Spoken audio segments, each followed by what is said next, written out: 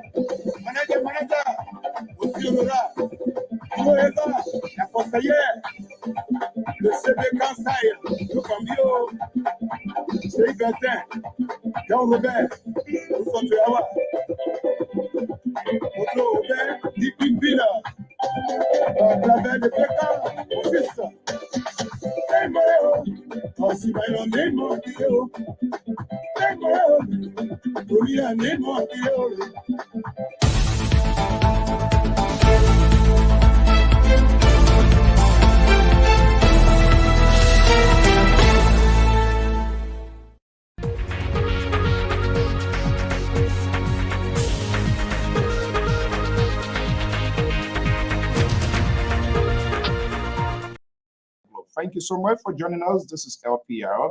Today is Wednesday.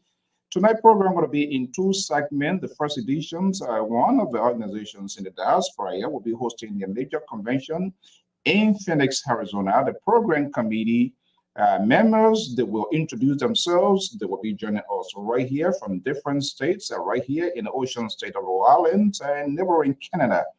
That's how impressive and this program want to be. We want to welcome all our viewers cross country, wherever you are. This is the Diaspora Informative News Magazine, like your public radio, bringing you fair, balanced news. Let's get the ball rolling. Right here, they will introduce themselves. We say welcome, whatever you are watching. Just hit the share button. Okay, let me bring in the former president now is Sian Tavaso to the Kparblee District associations in the Americas Development, I believe. Yet, massive preparation is ongoing in Phoenix, Arizona. And the committee members are here, and we're going to have a conversation as to how far they are gone. Let me come instate right here and bring in former President Gabriel S. Wegula, now as a senior advisor to the administration. Let me go to neighboring, let's go to Canada, right next to USA, Mrs. Maro Sekoino Kangwe. Ooh, okay. Let's bring in Madame Emily Parker Ben is the cheerleader of 2024 Phoenix, Arizona. If you don't get your ticket yet, it's time to get the ticket because Arizona now is off for a big thing. Okay, Mr. President gone out, so hopefully his line will do us a favor this event. Mr. President, are you hearing us? Yeah, in a very dark place. If you can provide some little light on your end, President Wagida, that would be great. But yeah, please, you gotta get it. Let me see. I gotta move it because he's frozen as well. Okay, so we're gonna get this here. Can somebody send electricity to the advisor, please? No. Let me get him off here. He needs to. I will try to send text message because he's frozen. I'm not sure what's going on. But the ladies are here. The ladies that are leading this marathon to right here to Emily Parker, convention chair lady. Mrs. Maron Kparblee is based in Canada. Ace, the woman group. Ladies, guys, good evening. Cheerleader, you're great. You just don't bother. Everything looks good. Ladies, good evening. Welcome. Thank you, Mr. So. Good evening, Mr. So, and thank you very much. Okay, so we are here. You know, the good thing about us here, it's just not government.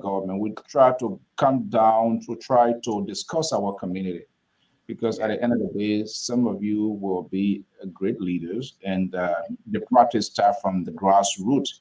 So we here at LPR takes it the bottom to top approach. Okay, Kparblee District is not a strange organization. The history of Kparblee District is very huge.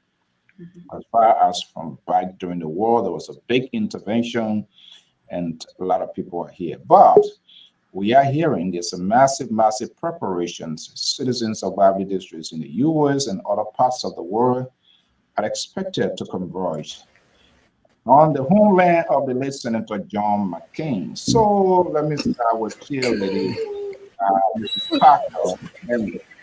So, Mr. Voss, are you sure?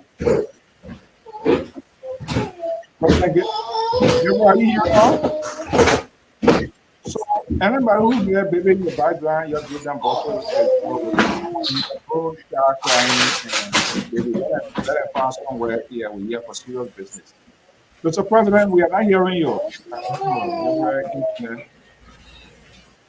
Yeah, it's the internet. Gabriel, are you here? I'm hearing you, but it looks like I'm having trouble with my internet. But I'm trying to see if I can use my phone. Just give me 1 yes, second. okay. Let me just get you up, and I will bring you back on here.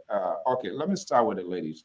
Mrs. Parker, Ben, I don't know why the B left out, but that one, that's a different thing. I'm taking strong exception to that, but good evening. Well, let's get to business. Okay, Emily, if you were to call you, good evening, welcome. How are you doing today? I'm doing wonderful. Okay. Introduction is not one of my favorite because in the process of introducing people, you end up leaving out key information. Then they say, oh, how can you don't call the other name? You don't call the one, you don't call my title. So call all your title that you get with Kparblee District. Thank you, Mr. So. Good evening, everybody. My name is Mrs. Emily Parker Ben, convention chair lady. That's the title I have, Mr. So. Okay, so yeah, what I would do, and the title, see, you won't put it there, I put it there. You send my show. It's Emily Parker band, right? Yes, please. Okay, so you cut the band off and I'll put it there. I will send you the bill for it. Okay. All right. Okay, let me what the advice out. Okay, President, why are you there? Are you there? I am. Can you hear me? Yeah, much better, much better. Because I was asking your guys to send, maybe they can send some electricity over or some new technology. Well, I'm still living in a stone age. Okay, it's, President Anthony Gabriel S. Wegida still in this business of keeping the community rolling out. The introduction is not for me, but obviously for our audience, people who encountering you for the first time. So I just introduce yourself, who you are, and then I will go to Maron and we'll get a conversation rolling out. Good evening, ladies and gentlemen. Mr. So, it's a pleasure to be on your show. As always, you provide a very valuable service to the community, and we appreciate you. My name is Gabriel Sakbawejula, and I am from Kparblee District. Specifically, I'm from Lubuzon, and I am advisor to the Kparblee District Development Association 2024 inaugural committee. And it's a pleasure to be on your show today with these vibrant, energetic women. Okay, speak like president, and that's what I like to dialogue with him, you know. Always like to get the best out of him. What I very familiar face, my own sister. We have our own name that very few people knows about, and I might call it here because I'm going to send a link to my man, Morty. Maron, good evening. How is Canada doing this evening? Good evening, multi-folks. Canada is doing okay. The place is getting cold as usual. So we are doing good. So my name is Marian Singayinon Gela Kamwe. I am from Cape Town, Kparblee District. And at this point, I'm the chairperson for the Women Wing of Kparblee District Association in the Americas. At the same time, I'm chairing the project committee, and I'm also a member of the convention committee. Wow. So tonight, it's a pleasure to be here. It's an honor to form part of this show, and thank you, Alfonso, for all what you do. All right.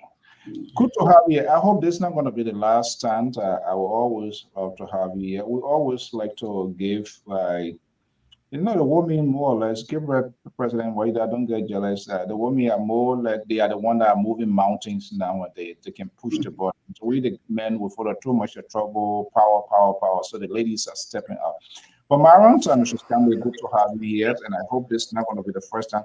We will be having conversation routinely from time to time to let the city know what will be happening in Phoenix, Arizona, with respect to your convention. So there's a saying ladies before gentlemen. So I want to keep that norms into play. So let me come to you, Maron. You are in Canada. You're going to be flying down here for Phoenix, Arizona. That's huge. Why is it so important that you're coming down for this convention? So what we need to know. Thank you for that question. The first thing I want to say to you, I'm a grassrooter. I believe in our people back home, and I believe in capacity building. So I'm kind of pushed to take up this responsibility at this time, and to also form part of the convention that will be held in Arizona to ensure that we mobilize resources to fund the project that will soon be ongoing back home in Kparblee District. So this convention is very important. It's key to the success of the upcoming project in Kparblee District. So it's one of the main reasons why I will be flying to Arizona. And in fact, this is my first time since I left the US and came to Canada. This is my first time I will be leaving from Canada to go to the US. So just know it is very important to me. And I know it is important to everybody. Absolutely. Wow. Okay, so that's you. That is a message that should resonate with any citizens of Kparblee District to see what they can get together. Okay, Mr. President, I'm going to be coming to you. Madam Chair, Mrs. Ben, are you there? Yes, I am. Okay, I see you looking so excited. What kind of t-shirt is on you there? Is that what? That's the convention T-shirt.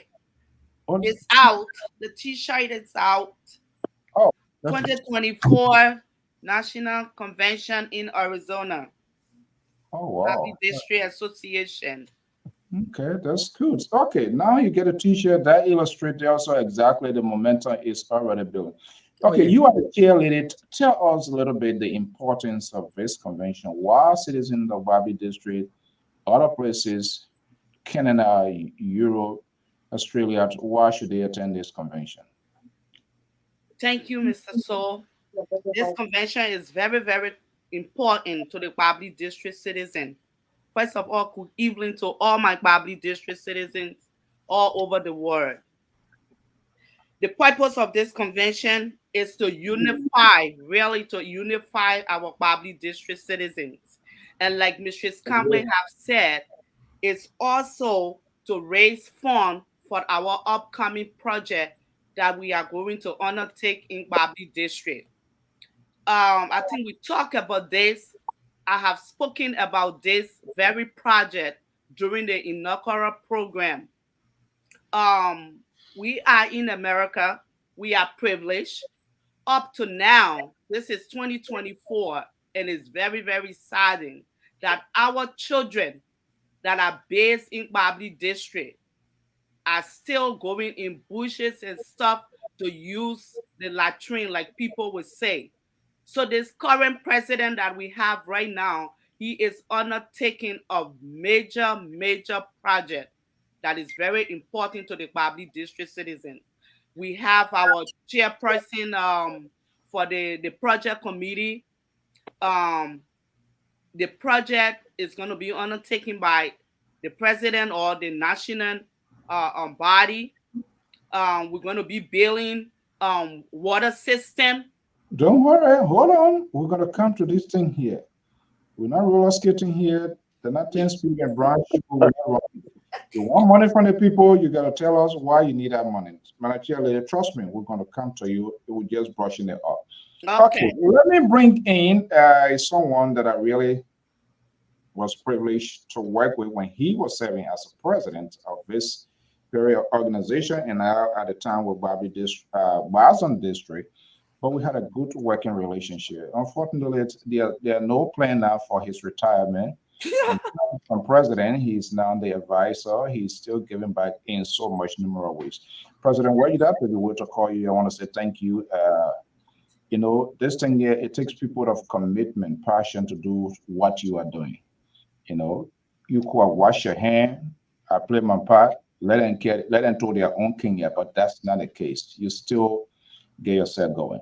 Let me bring you in here. The history of Bobby District and its function is right in your palm. Tell us a little bit here, and add up to the ladies' voices, the significance of this convention to see you here to have this conversation.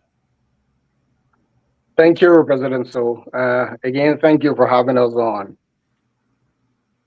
This convention that's going to be held in Arizona from December 13th to the 15th is pivotal. As the illustrious women have already stated, the convention committee chair, Mrs. Ben, and the women wing chairperson has already stated. This convention marks a very pivotal point. Since the inception of Kparblee District Association in America, currently known as Kparblee District Development Association, we've engaged with our population back home uh, on a number of levels. And there's been so much that has been done. But under the Alvin Lee administration, the district schools are currently in a deplorable state, especially the latrine system. They're in a deplorable state. And so he's undertaking a project to be able to uh, build a water system and also undertake the latrine system in the schools. Another significant thing about this particular convention, For the first time in the establishment of this organization, we are forming the Kparblee District Development Association Arizona chapter. And so it is our plan that during this convention, that chapter will be inducted into office. Oh. And we'll be welcoming them into the union. There's a third key thing that's happening. For the first time in the history of the organization, we formally instituted the women's wing of Kparblee District Development Association, currently headed by Mrs. Maron Conway. And the women wing will also be inducted into office at this particular convention in Arizona. So you see, with all of these things going on, that's why we say this is a historic moment. And all Kparblee district citizens that we are speaking to from across the length and breadth of the U.S., everyone is gearing up to go to Arizona because that is where the action is going to be. Now, where the action going to be? Okay, so let me come to the women wing chairpersons. That's a huge tax, Mrs. Campbell. Let me come to you because here we try to give clarity, provide information to the consumers, our followers, our listeners as well, because we don't want anybody leaving from here. Oh, what the man say, what the other person say. So we try to do it in the simplest form. Women wing. What is your responsibility? What that means? What will you be doing? What sort of coordination you're going to be doing as women wing, controlling women, people of different backgrounds, different understandings. We have a divided society. How do you intend to put all of that into context to get your message or what the organization wants to do? Thank you very much, Marty. Thank you for your question. The first thing I want to establish is that Kparblee District women, we are united. We are united. While it is true I am the head of the organization, we have 6 women that hang heads to lead the organization. So as a women wing chairperson, we have the I'm going to use the word we have the responsibility to reorganize ourselves and support the men or support national in this and during this convention and after this convention. So we need to motivate our people. We need to talk to them on a daily basis. We need to tell them the importance of organizing ourselves to mobilize resources, and help national with this convention so that the convention can turn out successful so that we'll be able to implement the project that is being earmarked back home in Liberia. So my responsibility, along with my sisters that are leading along with me, is to sell the t-shirts and the package that we have and organized to sell the package, to speak to our women in Arizona, to talk to them, and to speak with women from Grand Jide, our sisters, and the women from Nimba, the whole of Nimba County, to talk to them to form part of this convention that is upcoming. The women wing is very strong. Without the women, we know that the men will not be able to do much because we are good for detail. We are up for detail. We always like to do things on a detailed level to ensure that we get results. So the women, we are well organized, and we are happy to work. And you can see at the background, even as we're speaking, people calling me that is seeing me on this program. The women are calling me, they're texting me. So we all have that that energy right now to organize ourselves for the organization to move forward. Okay. So yeah. Yeah. Is it, Mr. President? Is it that there's a good and bad side with this America? The people we can put money in the women pocket, so they are can make their own money. So yeah.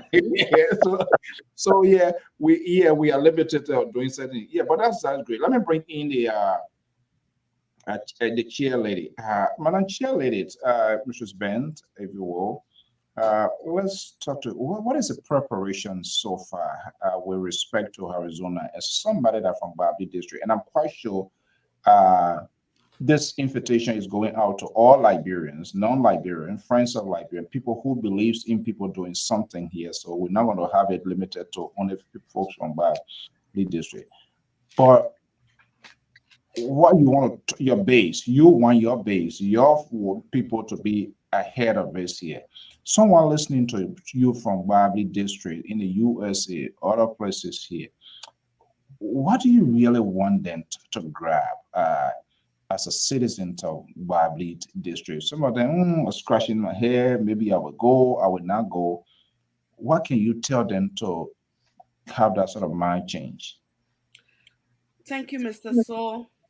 I am ready to talk to my people, and we are preparing for this. The people of Kparblee district, especially the women, we are counting on the women a lot. We have great preparation on ground. In Arizona, I have the co-chairperson. I have Mr. Juti Guy, and this calling with him is Mistress Linda Yao. Those are powerful people in Arizona, and I'm working with them. The preparations are going well. As you can see, the t-shirts are out. We have formed committees to undertake whatever thing we need in Arizona. We have people that are preparing for us. We have hotels booking. We have food preparation, and everything on ground is going smoothly right now. So I am just here tonight to actually appeal to my Kparblee district citizen. I don't want them to miss a lifetime thing. This convention is very, very crucial and is very, very important. Number one thing that the former president and as a senior advisor to the convention committee, we are going to Arizona this year to amend our constitution. So it is very, very important that all Kparblee district citizens show up to speak up for themselves. I don't want them staying behind closed door tomorrow and say, oh, we wanted the women to do this and they didn't do it. They didn't put it into the constitution, because right now, the chairperson for the women's wing, she's going through that right now. So we are just appealing to the women, to all Kparblee district citizens, and this convention is going to be fun. It's going to be enjoyable. And the women are going the first time, all women. That's why the chair lady is coming from Canada. Can you imagine? Our chair lady is out of the country and she's going to attend this convention in Arizona. We are looking forward to seeing her. And it's the first time in Kparblee District Women's history the women are going to meet for us to organize and discuss the betterment for the women of Kparblee District tomorrow. Thank you. Okay, Mr. President, I'm going to be coming to you, and I know you are here as a supportive preparing these guys to take the leadership at some point in time. Retirement going to kick in. But I know for you, they're not coming just now. But we want to give them the opportunity because they are very articulate, so they know what to do, and we'll push them. And that's what we do here on LPR. You know the rule. You're not going to come here and say you want money from people. You're not tell how you want, where you will do the money, and blah, blah, blah. So, Mrs. Conway, you are the project committee. I think the president hit the nail on the head, but let's hear it from the house's mouth. Yes. What is this project here and how much is it cost? Because, Kparblee District is one of the organizations, as far as we're in Freetown, we're in Waterloo, we're running Health Scatter. Kparblee District was one of the first organizations that intervened to their citizens in our wilderness. And this organization is still going up, the ups and downs there everywhere. That is true. But I hear hearing you projects, and you passionately spoke about the young people back home. If we are to be heard, if they are to listen to us, and that's why I always say that we have to make an impact. You're not doing anything. You have to really know him from there. The poster going on the creed, then you telling them here, say, don't vote for the person. They will not listen because you're not affecting anything. And I did hear you talking about this project here. What's the cost of this project? It's important, and what is the significance? I mean, we need to make people to understand, to persuade, to convince them why is it important that they should give their money. Okay, the first thing I want to start with is that this project going to be ongoing because we have more than 12, I think we have over 12 towns in Kparblee district. And for now, we are looking up to 9 towns, the schools in 9 towns to establish water system, as my sister Emily just said, water system and latrine system for the schools. And the reason we're doing it is that education is very important because because it is important, you have to be in a better environment to learn. So this project, when the president told us, when he appointed us to be to lead the project committee, we organized a team to go up in Liberia, in the interior, in Kparblee district, to do detailed assessment. And the assessment was done. So the cost of the project, it came up to $54,600. I'm saying it off here. I don't know, either 52 or $54,600 total. So we know people back home, they're going to be giving a contribution like hauling sand and hauling gravel, but we that year, it is heavily on us to mobilize financial resources and send it back home so that this project will be implemented in the towns one by one. So the total cost of this project is $54,600, and we are looking up to our citizens here to make available that money during the convention. Our people back home, they deserve better. Our children back home, they deserve better. And we got to fight to raise this money so that we'll be able to implement the project back home in Kparblee district. So this project is very key. It's very important to us. And we are asking all of our people in America, in the US, here in Canada, in Australia, all over the world, where you are when you know you're from Kparblee district, we are asking you, if you can't come, just send your money so that your children back home, your little sisters back home, your brothers back home, your aunties back home, their children will be able to get a better water system in their school and latrine for them to ease themselves when they want to and stop going to the bushes. So this project is very important to us. The total cost is $54,600. Okay, let me acknowledge few people here, and they are prominent citizens of the district following here because they in turn will kind of translate it. Mr. Samuel Gete, Mr. Jacob Packard, Madam Pressure, Sandy, they are all prominent folks from that area here. I love the word I use, detailed assessment. It kind of like set the stage here because I was about to come with the question, wait a minute, y'all get us say the people that what they want, or because we have the tendency of always throwing things at people without making their voices heard. Let me just bring in the president to pour accent on this cake here. Mr. President, this is significant. I think your work and many other people work in line with the president's visions is quite amazing. Sending people the details assessment. Yes, I know the money name is big, but nothing is impossible. And you know, I know we've been with this whole convention thing that just can't all deliver. You as an advisor, I believe you are guiding this process as well. What should the people of Kparblee district, besides convention? Convention is just an annual event. Is there sort of specific taxations, special contributions, unanimously agree to supplement what convention going to be adding to the project? Thank you. So you know, let me just like digress a little bit. I must really applaud these 2 young women. I am so impressed with their level of articulation. And I feel like I could go into retirement tomorrow and stay in retirement. I think they're ready to assume the helm of leadership. Exactly. So kudos to you guys. You are making Kparblee district proud. You're making Nimba County proud, and you're making Liberia proud. Thank you so much. You're welcome, Gabriel. So, as far as the price tag, this is the $4,600. It seems like a big amount, and truly it is big. But if you look across the length and breadth of the U.S., the Kparblee district citizens in America here, I would say we're roughly in the neighborhood of between 1,000 to 2,000 people who are capable, able-bodied people to work and are working.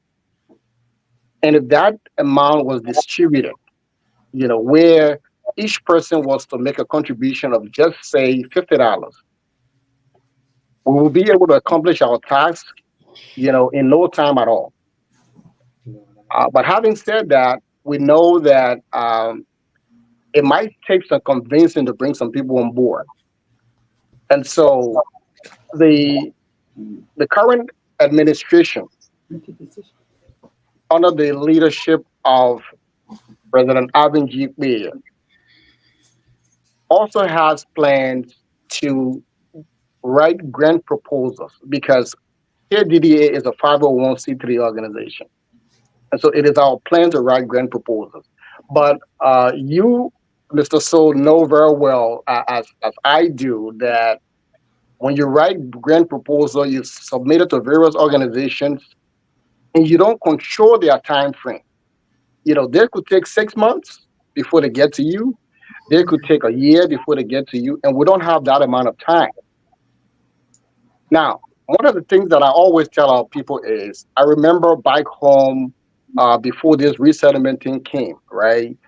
We were depending upon missionaries. Missionaries will come from America to go to Kparblee district. They will come from America to go to Liberia to help us out. But the very place that these people were coming from, that the place we ourselves were sitting at right now. Oh, yeah. All right. And some of these people that used to come during those days, they were not millionaires. They just saw the need for the people and decided to intervene to help.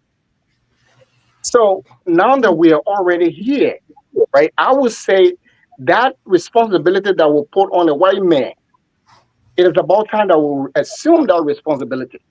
We can no longer give the excuse of saying, well, we don't have people in America. That's not true. If you have about 1,000 residents here, from Kparblee district, you have people. So I think that if everybody tightens their belt, or at least if 50%, let me put it this way, I like to give a conservative figure. If 50% of our residents in Kparblee district in America, from Kparblee district in America here, and commit to say, hey, look, we're going to do $100 each. This amount is going to be raised. Because even if you go out there to write grant proposals and what have you, you're going to demonstrate to the people, what have you done? Well, you want me to give you this. What do you have to bring to the table? So all of these things have to be done, And so working with this population that I know our people are capable. I know when you call them, they will come. I'm confident that President Kpabarlee's dream will be accomplished. But we all have a contribution to make. Yes. There's another thing there's something else I want to raise. And that again goes to these two young women on this program. If anybody could give an excuse for not working, that would be Mrs. Emily Parker-Ben. Since the inauguration, she's had some health issues with challenges going on. But in spite of that, she assumed the role again to serve as chairperson for this convention committee. All right. Now, tell me, if she is putting so much into it, what excuse do I have? What excuse would John Brown have to say, I can't do this. It's too much for me to sacrifice. Another person, again, is Mrs. Kparblee. She's all the way in Canada. Now, if somebody from Canada is going to fly on an international airline to come to the U.S., you that are sitting there in Rhode Island, what kind of excuse you get to say you can't go to Arizona? I mean, so again, with the sacrifices these women are making, with the sacrifices our leadership is making, I think this $54,000 and $600 is just big in name, but we can raise this money in no time. And I think that the convention in Arizona is going to put a significant dent. If we are not able to even raise all of it, I think we can put a significant dent in that $54,600. And we are counting on our people to show up. Okay, that's what a good and expressive way. Then let me come to these ladies here, because I'm going to learn a lot of new stuff here tonight. I'm already seeing it the way they are flowing here so much here. So, and the president says something. I love the figure that he gives. Even if it is 2,000 persons, and we say we divide into two, we say 1,000 because people, there are some older folks, old people, that, but yeah, and I hold the old people not listening. And they can get they can get something like Social Security. Mr. President, and they can get something. When the more the government can get in their small packaging. So and you know what? Let me just chip in. You know, from my experience, right, Mr. So, from my experience, these old folks are some of the major donors. Yes. You'll be surprised. Yes. They are some of the major donors to this organization, and they are the ones that are keeping the wheel of this organization turning. Exactly.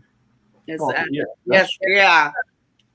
let's welcome another daughter of the district. Madam Joyce Kparblee is here. So, I mean, pretty well, this message seems to be going down to the wire.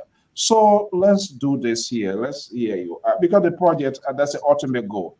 And I love some of the words you use, and there will be an uncontinent. This current president doesn't necessarily have to complete. People need to understand that. But something must be done. And the president hit the nail. You're not coming go get married, then you call family, you won't even get your hall, you won't get no ring. Then you say, I can't marry. How the hell you gonna get married? I'm gonna just pay. So if we were going to these people to beg them, and he said it, and he's quite correct. They came from here, they did it for us when we didn't know them from nowhere. No. But for God's sake, by the grace of God, they walk get a good side, get a bad side. Yeah, maybe some and I'm gonna carry here too. You know, I don't want to go there. But the idea we are here now. So we must all see reasons, reasonable lines of reasons to have this. So are you considering maybe at a convention to say, hey, we need to have a target point, approximately this time we need to come up with this, this amount. And two, we need to impose a taxation because sometimes you have to draw that sort of fine line. If you leave people, no leaving anything with nobody will caution now and then. They caution, then they get different one. Maybe I'm paying a caution because you deal with him or her. So it's good to make it black and white. Mm-hmm. We understand people have a bill. You look at the budgets and cut a time frame in a year. If it's $100, like the president said, and you cut a year, maybe you have a year. So you pay $100, literally like every month you'll pay $10.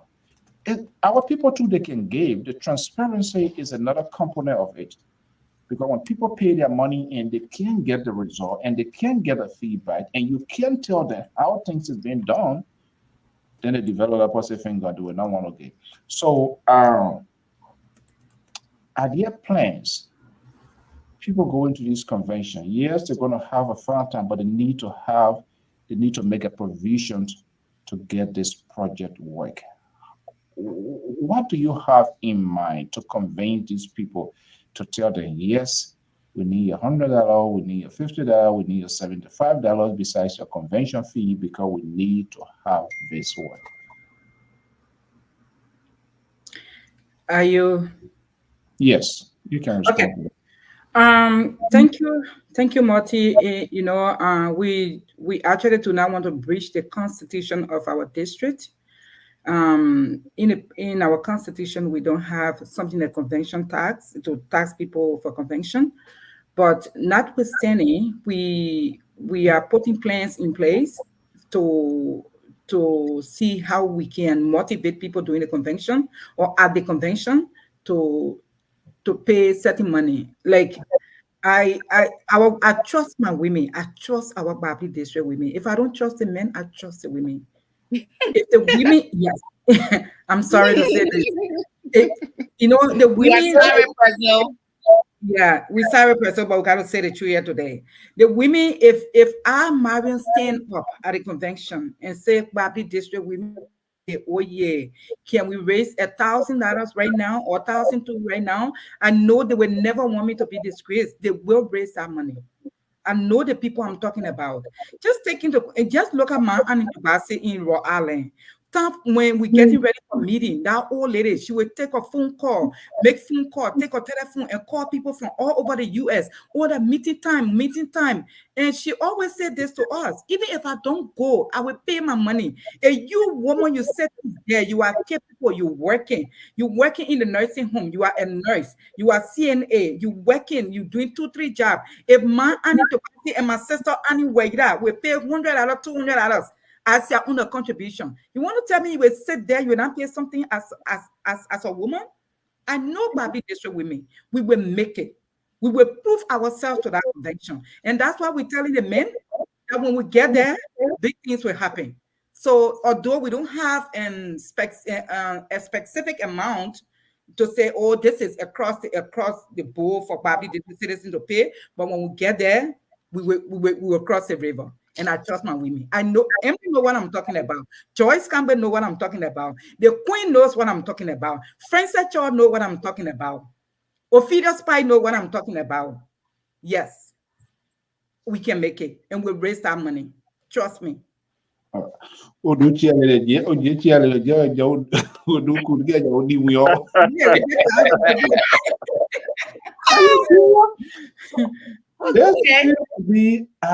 Mr. President, these people are keeping you all ash. Let me bring in cheerleader Emily here. Emily, I think you're feeling good about yourself with respect to this. I know it's not an easy thing, and like I saw what you did here during the last convention, and surprised to see you. But part of that is the passion of people willing to get something done.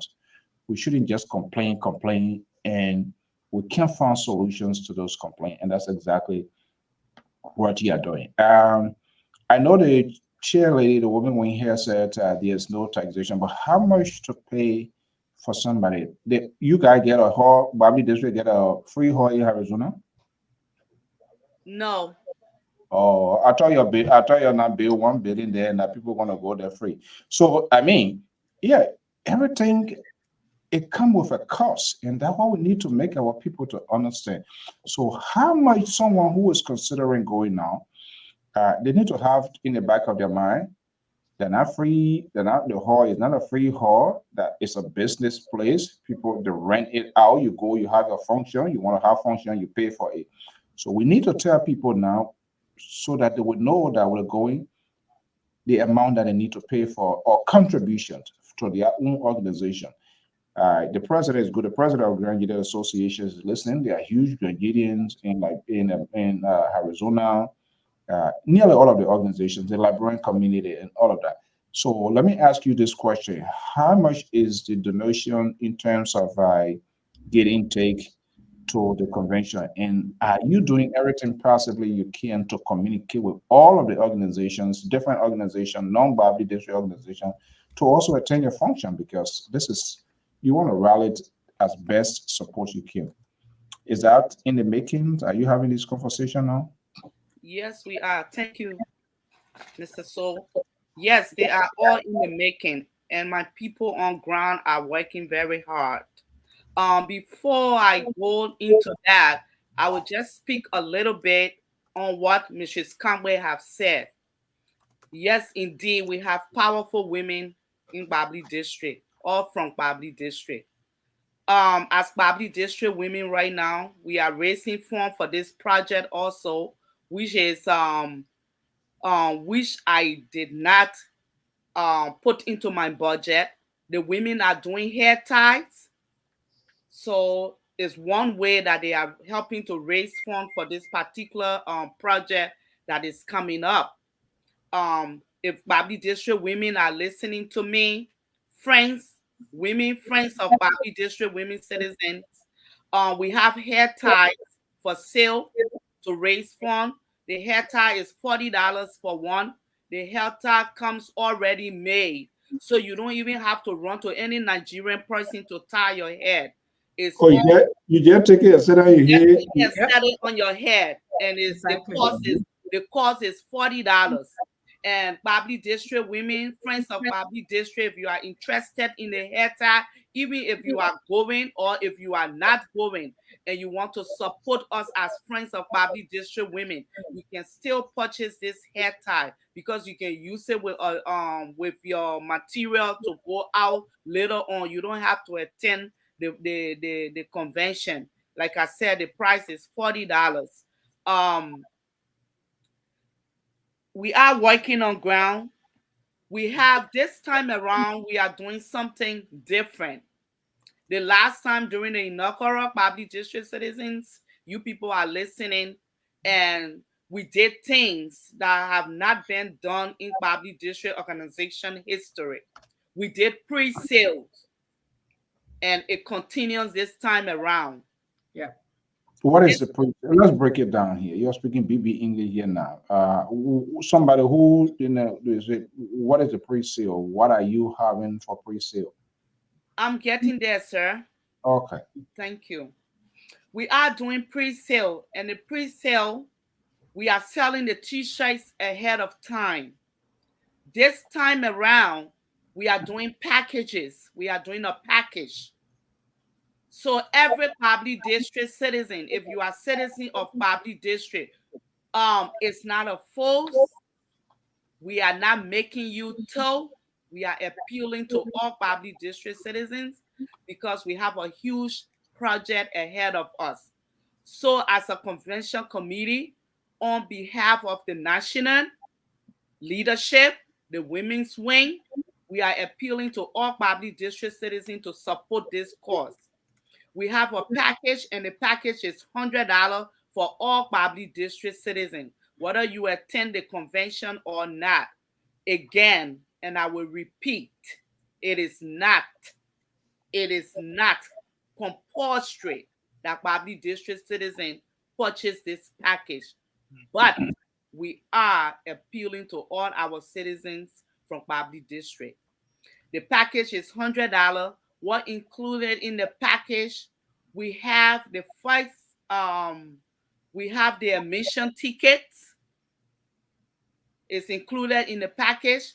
We have the t-shirts that I'm wearing right now. Oh. And then the president is wearing the t-shirt also. But just to let all Kparblee District citizens know, we are doing only one color this time around. Our advisor, senior advisor for the convention committee, is wearing the t-shirt because he's promoting it. That's why, but he chose white to promote. But this is the actual color for the convention t-shirt. This is what you're going to see with the logo in it. And this time around, we decided to put 2024 Convention Arizona. And like I said, the package is 100. And then the third item in that is included in that package is a raffle ticket.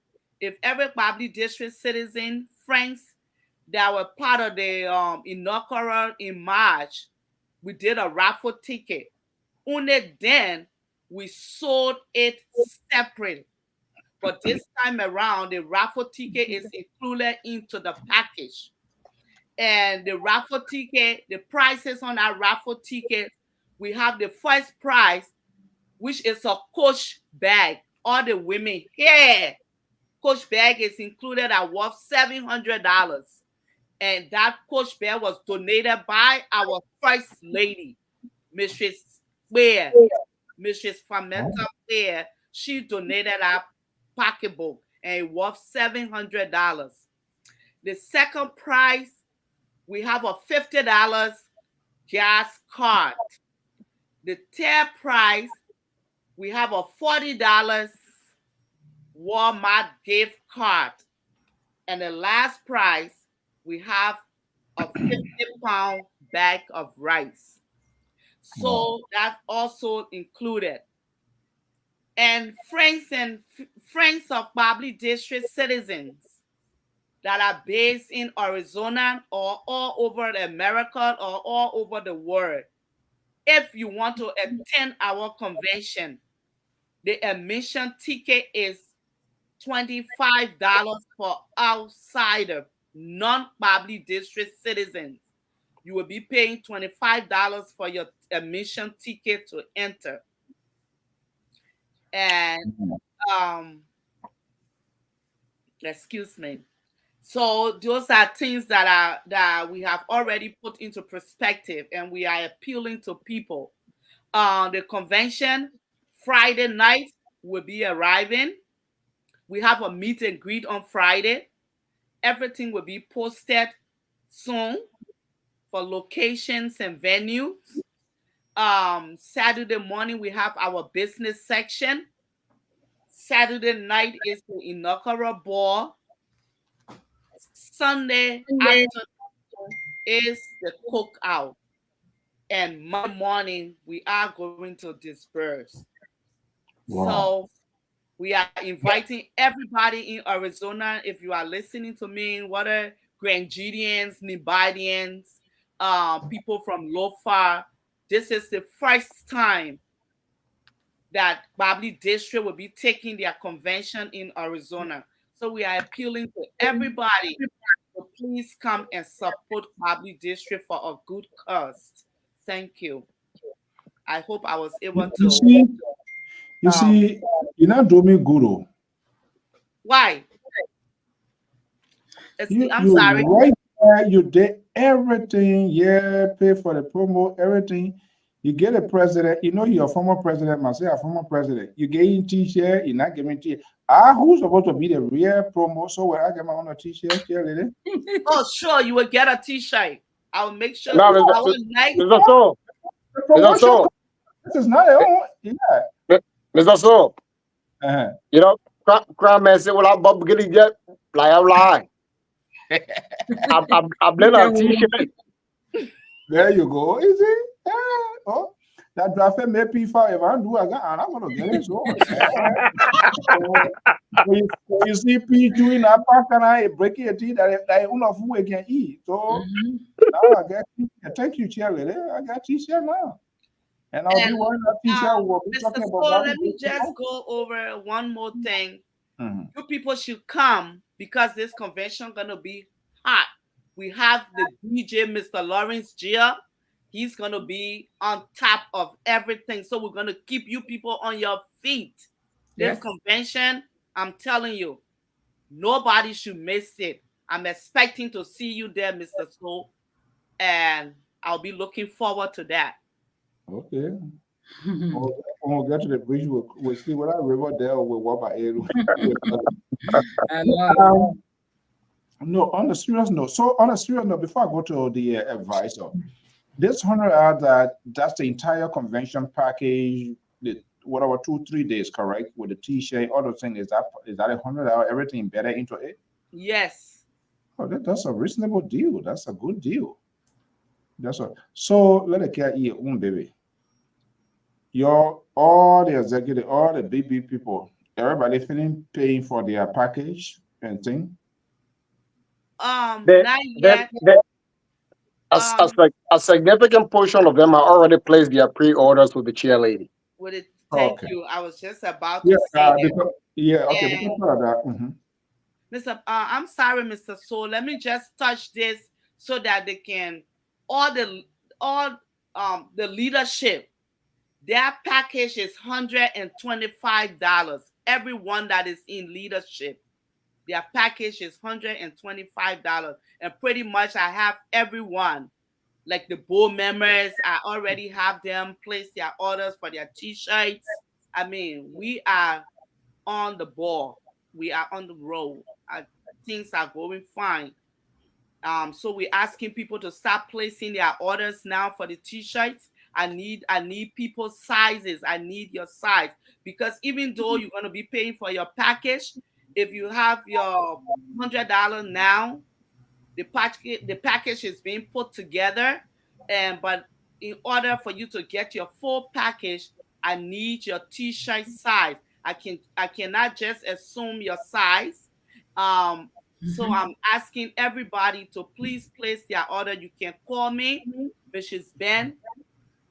You can call. We're going to be posting the numbers in various chat rooms of Kparblee district.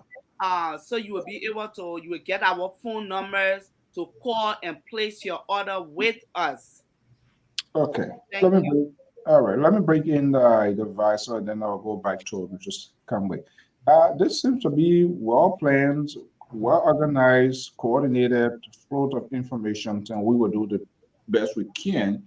Once those information are made available, I spoke with the chair lady already, and we will do everything possible we can sell this. Well, let me just bring you in so far, Mr. Sawayida. How you feel about this whole entire process, the information forthcoming? You know, uh, I have worked with different individuals and over several different organizations for so many years. But I would say that working with this particular chair lady, this this current convention committee has been extremely a big and huge eye opener. I'm so much impressed with their level of coordination. I mean, Mrs. Conway is there in Canada, but you may as well think that she's living around or in Arizona. Mrs. Ben, it's like when she comes from her regular job, then she goes to her second job. You know what her second job is? The convention. Public District Association Convention. Yep. And so I'm so much pleased, you know, with their attention to detail. I mean, they're crossing their T's and dotting their I's. I could never be proud to work with such a marvelous team. And then when we'll talk about the ground game in Arizona, where Mr. Judy Guy is as the co-chair, and where Mrs. Linda Yao is as another co-chair, I mean, they are putting things in place. And so we are so much impressed with the level of coordination, the level of preparation. It's like a red carpet rollout. And that is why, you know, our phones have been buzzing off the hook. You know, people are placing orders, people want the packages. Everybody wants to go to Arizona. Everybody wants to see Mrs. Conway inducted into office as the chairperson for the women wing. I mean, everybody wants to see Mr. Guy inducted into office as president of the Arizona chapter. I mean, so it's like the U.S. is on fire right now. Almost everywhere you go, KDDA is now a household name. And so I'm so much impressed with the level of preparation on the ground. Okay, Mrs. Conway, woman went ahead. Let me bring you in here. You're smiling. You're done with your speech after inductions. I know you're going to be addressing the woman. You're still working on your speech, right? My speech is done. Amen. My speech is done. Okay, I more to it. I mean, those are the kind of information I anticipated, and those information coming out. Let's hear you more. Maybe there's something left out you want to add on it, if there's any. Yeah, so as Women Wing Chair, we have our code of officer. We have Madam Eva Sevan. She is the treasurer for the Women Wing, and we have Mrs. Lucy Tote. She is the financial secretary for the Women Wing. And then the Women Wing, we also have, she plays a dual role in this whole organization thing. Florence George. I don't know how she's going to do it, but she will also be part of the induction that day because she's serving now as secretary for the Women Wing. So it's going to be exciting. It's going to really be exciting. And as I said, and this is information I'm about to give you right now. The women were even asked by the national although we're going to be part of this fundraiser program in Arizona, but we're also going to take one town in Kparblee district by ourselves to implement the project in a particular town. Do you hear me? Can you go over that, please? Yeah. The women, Mhm. after we all join the national and make our contribution, we also going to take up one town, one or two, to do a project in our town by ourselves, to do the water system in our town in our school by ourselves, to do the latrine and construction in our town by ourselves. So we the women. So y'all who in the news media business. I don't want to call breaking news, right? Breaking news. You hear me asking, let her say, oh, they want probably I'm trying to find a word that will kind of like suffice breaking. Yeah, I know where the chocolate news. So the women wing is on fire, and because we believe in reconciliation, we believe in unity, we believe in working together. We are also discussing that this town we're going to select to implement project in is going to be one of our Geo towns. We either take Bietua or we take Newtown. What is the rationale behind that, Manachi? Kparblee district is a very unique district. We have 2 tribes in Kparblee district, and we respect it. We have the Geos and we have the Crowns. So we always want to work to incorporate everybody because we are from that one district. We are all members of that one district. So since Crown people there, we are a majority group. We the women, we have decided to take up the school in Newtown. You go in Newtown, and to construct the water system and the latrine system in that town, in the school. Because we want our sisters to join us, although they are with us. They we can talk, but we want them to feel free so that we all can work together. We want our unity, Nima for one, Nima for everybody. So that's a strategy we're trying to, we're not going to construct water system in Kele, in Buson, in Bewale, in Old Town, in Kparblee. No, we're going to do it either in Bietua or in Newtown, the women. Well, this is something unusual is happening here, and I think we need to kind of like I try to process here the strategy, the rationale, the kind of conversation that went on, and this sort of a healing process of where we came from as a people, as a nation. Let me make him President Waida. There's a saying. And before President Waida comes in, let me just give you another breaking news. We also trying to do Kparblee district reconciliation program in the district in March next year. And you know where it's going to be held? In Newtown. There's going to be a big celebration in Newtown. We need unity in Nima. We need unity in Liberia. And Kparblee district is at the forefront of this initiative. The unexpected is unfolding, not impossible, but Mr. President, let me bring you in to speak to this. I think this is a very good healing process. People might have different views about it, but I see it to be authentic. I want to see it happening, to be real, and that can go a long way. How tough was this to come to this decision? I know we have a very diverse society. People think from different angles, which is also good. But the bigger picture here is to have the district to be unified, and maybe tell the other people, no, regardless what happened yesterday, it been gone. We all are one, and we need to live together as one people under the same roof. This is a very huge one. How was this sort of conversations with the people, sons and daughters of Kparblee district itself, accepting this sort of proposal coming from the woman? Thank you, Mr. So. When you have a good leader, it makes difficult things look easy. There was a time when there were some challenges within our organization here in America.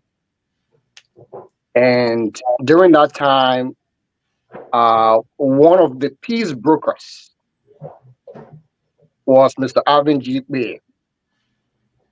And President Mayer led the initiative to try to resolve the challenges, and he succeeded.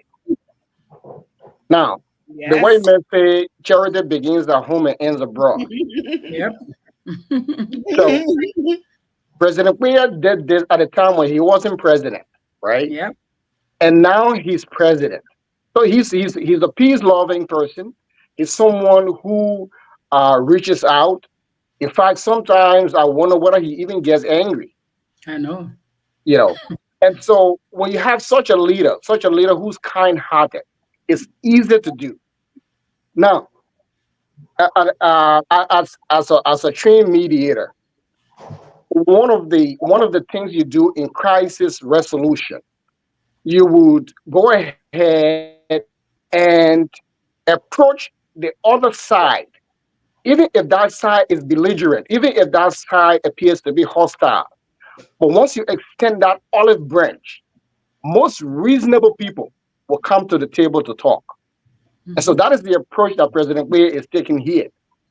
So we have this crisis situation in the entire NIMBA. But if you look at Kparblee district right now, it appears to be a microcosm of the entire NIMBA, because NIMBA is filled with diverse groups, diverse tribes. And in Kparblee district right now, we have the Gills and then we have the Crown. And so the fact that the Crown in a majority in Kparblee district right now, that places a moral obligation Yep. on the Crown to be able to extend that olive branch.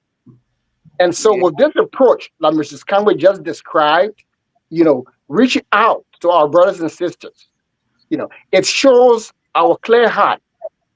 And 99% of the time, the other side will always reciprocate that kind gesture with goodwill. And so that is the approach. And thanks to the good leadership of President Ivan Kpeye, we believe that this healing process is going to be welcome, that it's going to materialize, and then we're going to extend it throughout the entire Nimba County. But we'll first have to begin in Kparblee District. Yeah, absolutely. Start with Ing. We have 10 minutes to go, and we're going to be having this conversation continuously. You still have a lot of time as long as you are willing to go. Because they've been busting my phone crazy today. Up to the time she was traveling on vacation, calling. I'm like, hey, you on vacation? Come home. Then we have this. We can have this conversation. But that's right. If you want it, you got to go for it in a form, shape, and that's exactly it. And so we are having this here. People are listening. I know we're going to be having it. How is this message resonating with folks back home as well, Madam Chair, Mrs. Conway? The message about the project. And what is unfolding within the district association, and with respect to what are you hearing? What are the feedback too you are hearing from folks back home? Our people, they are very happy. And in fact, as I speak, the vice president for Kparblee District Development Association in Liberia is in the district this evening.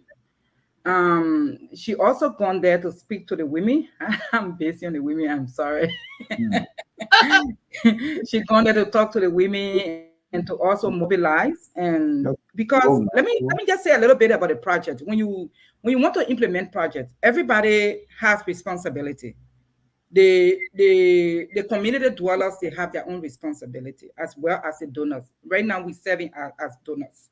So the sustainability part of the project is very, very important. So Madam Ziare is in the district, and she also going there to work on our behalf to talk to the women so that we can mobilize and see how, when the projects are erected, who will do what? How will the maintenance part of it be done in order? To set up women group in the town so that they will be able to look after these things that we're going to do. And about the women taking the responsibility to do a project in one of our Kio towns. I mean, this is a breaking news. So we haven't talked to them about that, and they're gonna I know they are listening to me. My sisters from Newtown and Beato, they are listening to me right now. So I know some of them, they are listening to us. So these are things that we have in the pipeline that we'll be doing. So our people are happy to receive us to implement our project in the district. They are very happy. The women are on fire. The cheerleader from the district, who is Doretta Gator, we've been talking. Wow. Yeah. This is a sort of a very holistic, both short-term, long-term goal. And I love what you use, sustainability. That is very key.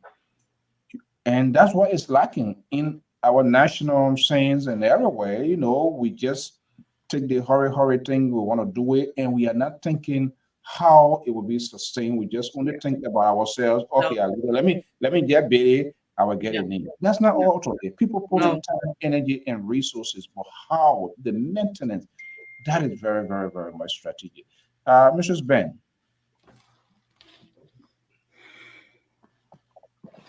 Let's come to you. Wow, you're receiving the people sending their contribution now because I hearing something like a cash out or Zelle sound and thing like that. I know the sound. I'm trying to forward this thing to people on social media right now. That's why I'm sorry. No, but just trust me.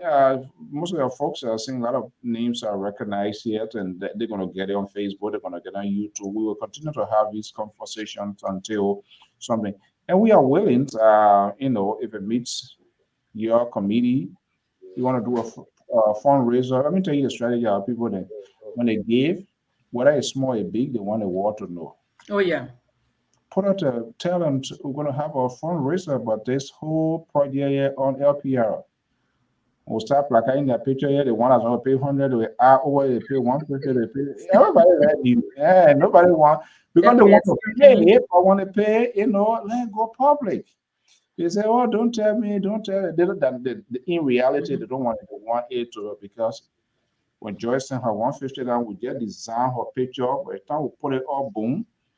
Esther on the other side will not pay when they see Journey. She will be forced to pay.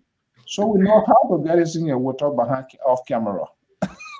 Yeah, I was about to say, Mr. So, I know that's like we do. I mean, nothing. For us here, we know what to engage in. You know me. Anything that is genuine, the kind of caliber of people that are involved. I know her, with her, we got our name multi-force already. So there are certain people involved in certain things. There's no doubt. There's no apprehension. One of the person will do this. So when people are when they are involved, then you take your time to really kind of like give the support, especially when they reach out to you. And that's exactly in as much to reach out to all. We all too will do our best to support the process. So, Mrs. Ben, let's hear you here. Time is closing now. We got 5 more minutes to go. What have you not thrown out there to the people of Kparblee District you want to put out there before we wrap up? I think I pretty much said it all, but I'm going to repeat myself. I'm here to appeal to my Kparblee District citizens that this convention is very, very crucial and it is very, very important. And I'm appealing to all of us to please try and attend this national convention December 14, 2024. All road leads to Arizona. Yes. And please, we didn't talk about that, but we have letters to go out to friends, to various organizations. We're going to be releasing letters asking people to sponsor this program, asking people to patronize us. And if at all, any Kparblee District citizen or any friend that is attached to Kparblee District citizens, if you want to contribute to this project, we'll be willing to accept your contribution. And we are appealing to everyone out there also. Nothing is too small. Whatever you have, it can even be 5 cents. We will appreciate that. So I'm here tonight as a chair lady to appeal to each and everyone to please come and support Kparblee District citizens for a better cause. And we will not disappoint you people. this project because I trust the woman that is in charge of this project. I mean, the president, the whole organization, leadership, this is a new beginning. And I mean, when they say transparency, it's a top key on their list. We have seen it. I'm not saying other leadership have not done that. But, every organization has its problem. We have gone through our ups and downs. But with the new beginning, we are seeing a lot of stuff. Yeah. If you don't trust anybody to put your money into their hands, Kparblee District now has an account that has Cash App and Zelle attached to it. So you don't have to Zelle Emily Parker Ben your money anymore. You don't have to Cash App Gabriel Wegda your money anymore. You can send your money directly to Kparblee District Organization. This president, this leadership, they make everything so easy. So I'm here to appeal to everybody.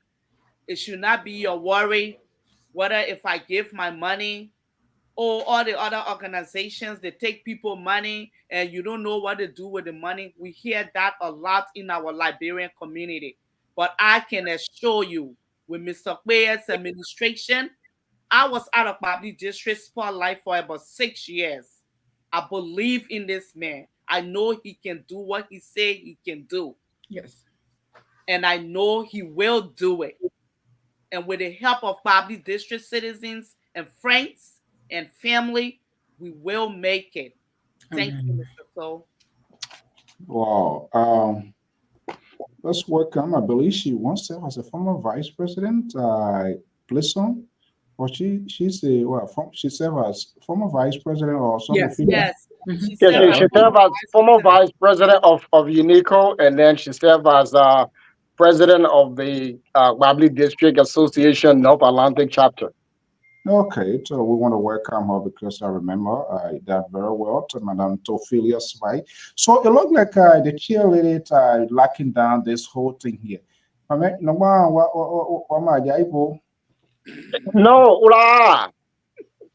ura. You know what I'm doing by there? So I blame all. The whole thing here now, like by home people usually get the money, but this time they are making more than we, so high, and they control their own paycheck. But anyway, I think it's good to have our ladies to be involved that way by whatever century.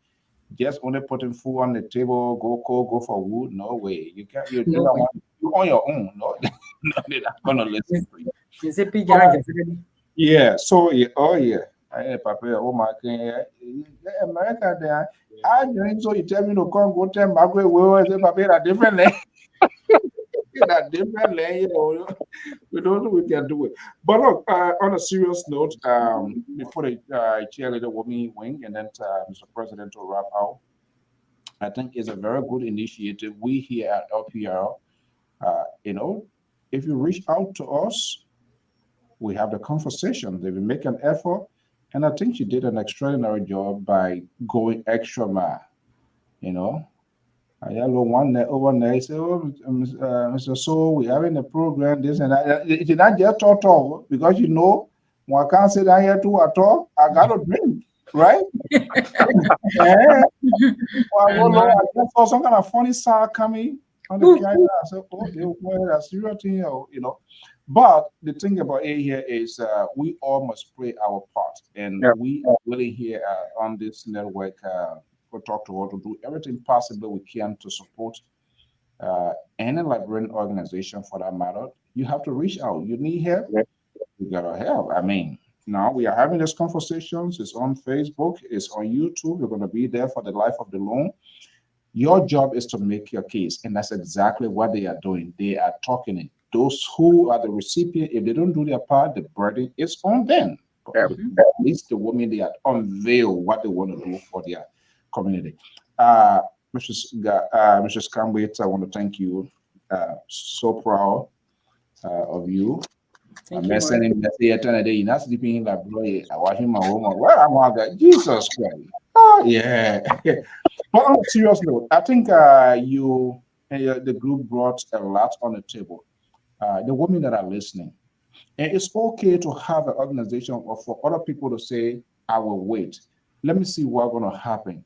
Or I'm not giving because, but what the cheerleader day has reassured the people what has happened in the past is in the past. I believe in this administration. I trust this administration. This is why I am on board. That's what people want. Reassurance, reiterate. You got to make people to see the authenticity on you. You don't want something and then you tie your feet and better go and say, oh yeah, no, you got to convince people. And I think the women, what they did here tonight, it was anybody who had doubt as to what the way administration can do, for the most part, that has gone away. But I put a cap on the hair here, Mrs. Can't wait. Let's run it up here before we go. A final message to your woman. Thank you. I want to talk about the project committee a little bit. I just want to say thanks to my father, Mr. Genesika, who has really been a driving force behind helping with this project, the whole project team helping us a lot.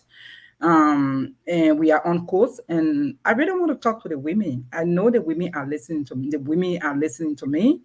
I know our PRO, Mrs. Ophelia Spy, is online right now. And I just want to say thank you to her as well, because every communication you see going out, like the agenda for our meeting, she will do everything, and she there for publicity, and she really doing her best. She doing well. I want to say thanks to our sister Martha Pay in Rhode Island.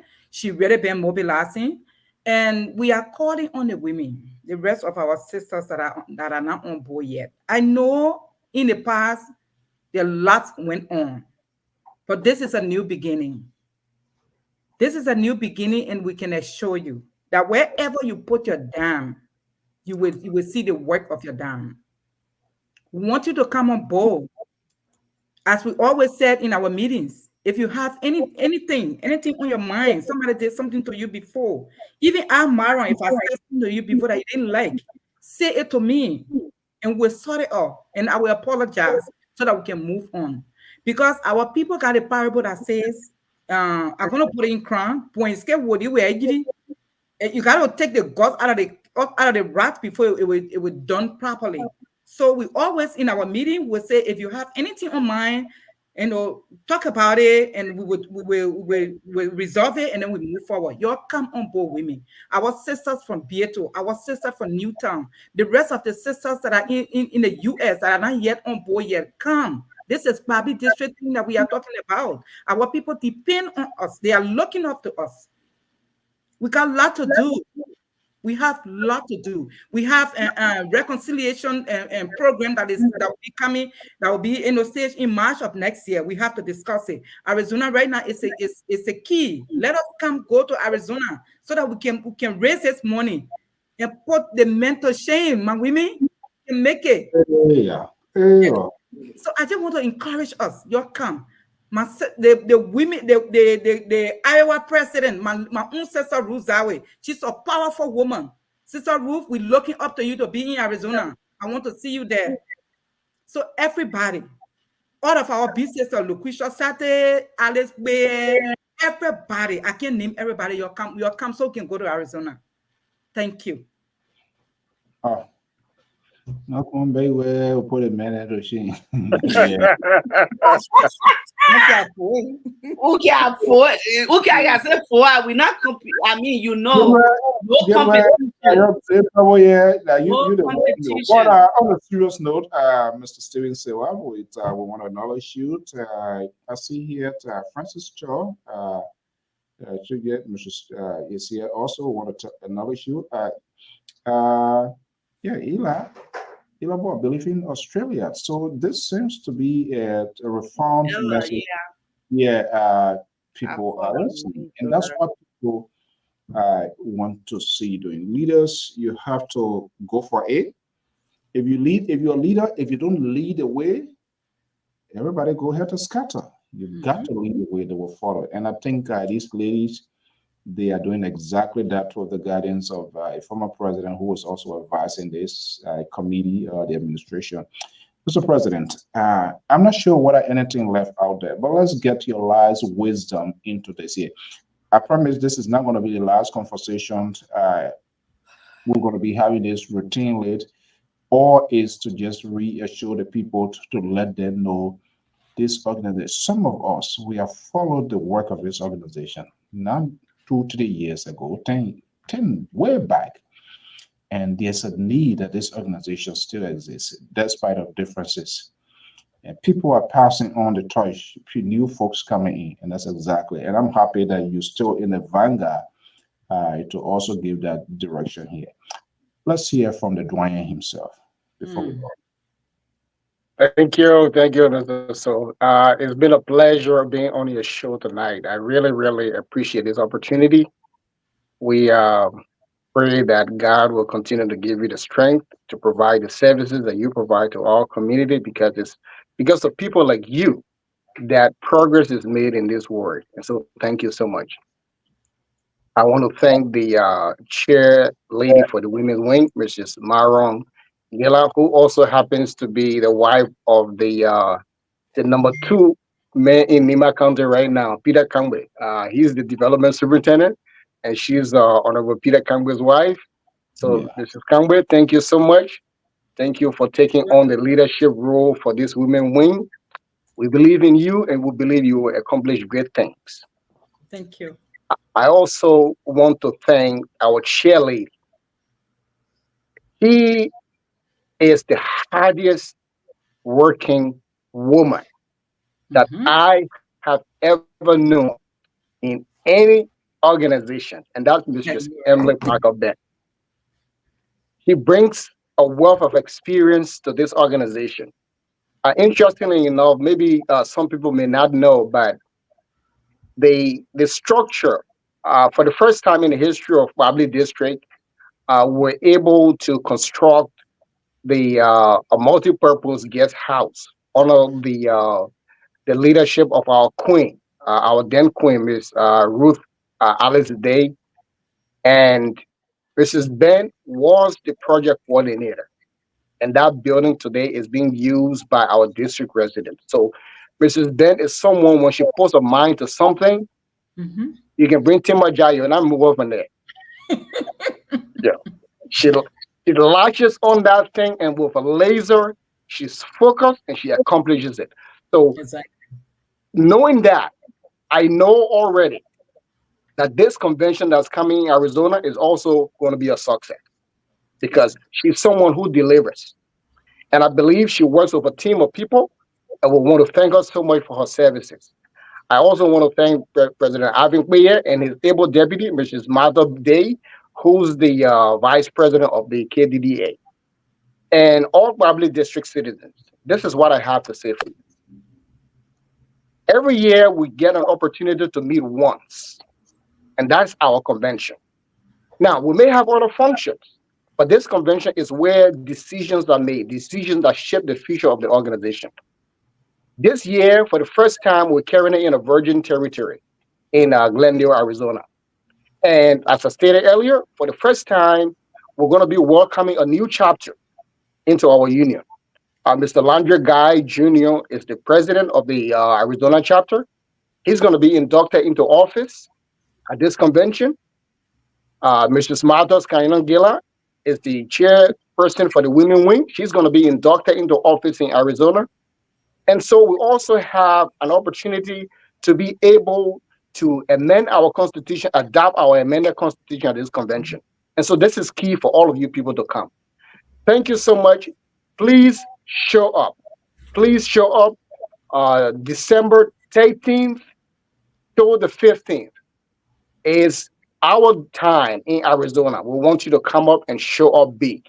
Thank you so much for this opportunity, and may we meet again at some very, very near future. Thank you so much, Mr. So.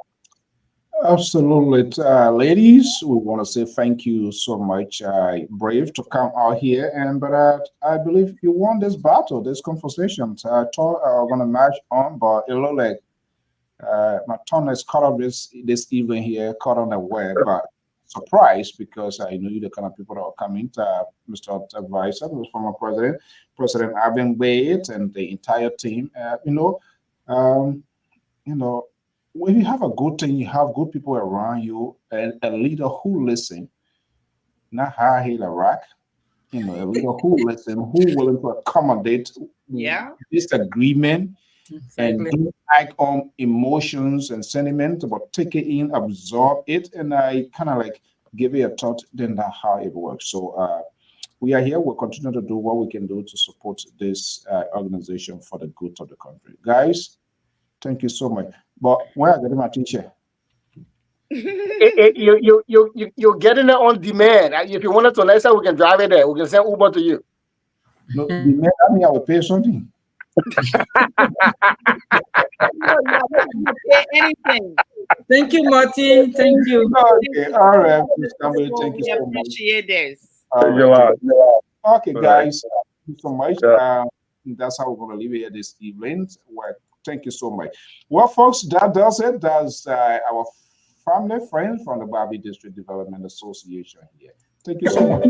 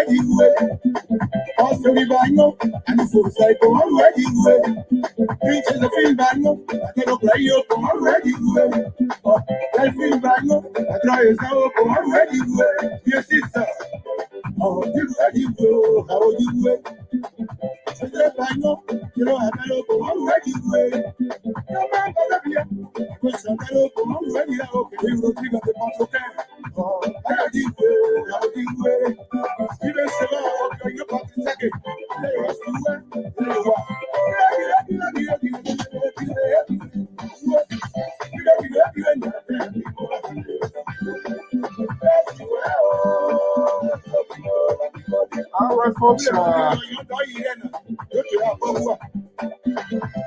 This is how we're going to end this segment here, and I believe the analysts will be joining here very shortly. But I will just want to reiterate: this is still Liberal Public Radio, and I'm Afonso Z. And so I want to thank our team for showing out here. And if you are from Kparblee District, whether you are in the US, Europe, Australia, and even those that are in Liberia, you also have a shared responsibility. It is a community, it is an organization initiative. In fact, you there, you'll get money in Liberia. You'll get money. You'll get money more than we who here. So you also have a shared responsibility to contribute. What I heard for these ladies and the team here is a clear indications of people coming together to heal the broken pieces. Taking projects where one may think, why are we taking it there? No, we are not going there. But you came together as a people, as a community, understanding to the reality of what has happened and that we need to let go, but we must work for the good of the country. And to President Avin, I want to thank you so much for having such a team. Hopefully we can also have you here to expand on what these ladies, not that, but they perfectly articulated all that needs to be put out there. And we leave our doors open always to have this sort of conversation for the good of our country. Yes, we're batch, we're slim, we're trash. What about government responsibility? And I like what President Wade said. The Peace Corps those days, they were living from here going, but we are in the land that they used to come from. So what is our own contribution as well in regards to this? So now, the ball is in our court, and we must also have our own responsibility. We want to thank you. They're going to be here. The analysts are here, and we're going to be having a national conversation that is ongoing. But in the meantime, let's take this quick commercial break. If you have organizations, you have playing event, you want to showcase it, it's Lpr. It's a network. You having a wedding, reunion, even that divorce reception or party you want to have. And when people getting married, they can have something. You want to do a divorce too, you can have party. Let us know. We'll be there. So let's take this quick commercial break, and I will be right back. The analyst standing back for the second segment in tonight's program.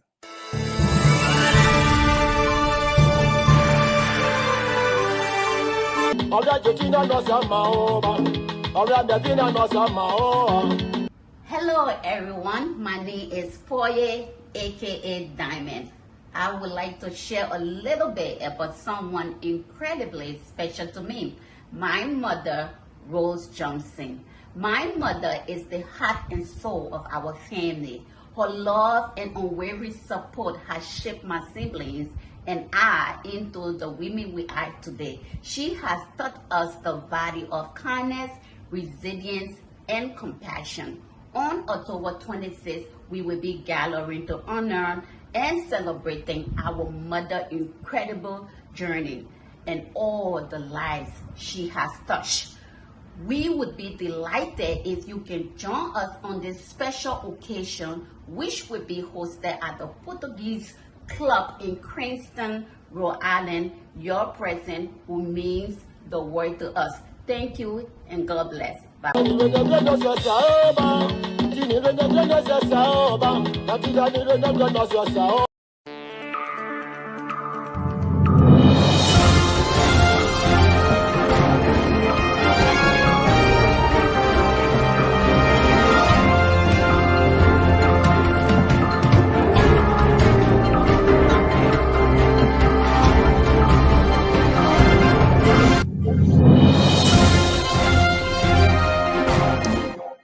Okay, that was the first segment talking to the women, the organizers, the advisor of the Kparblee District Development Association Plan Convention for Phoenix, Arizona. So we hope to continue this conversation, but the women did what they should do, articulated the views and missions of the president's agenda, President Alvin Way.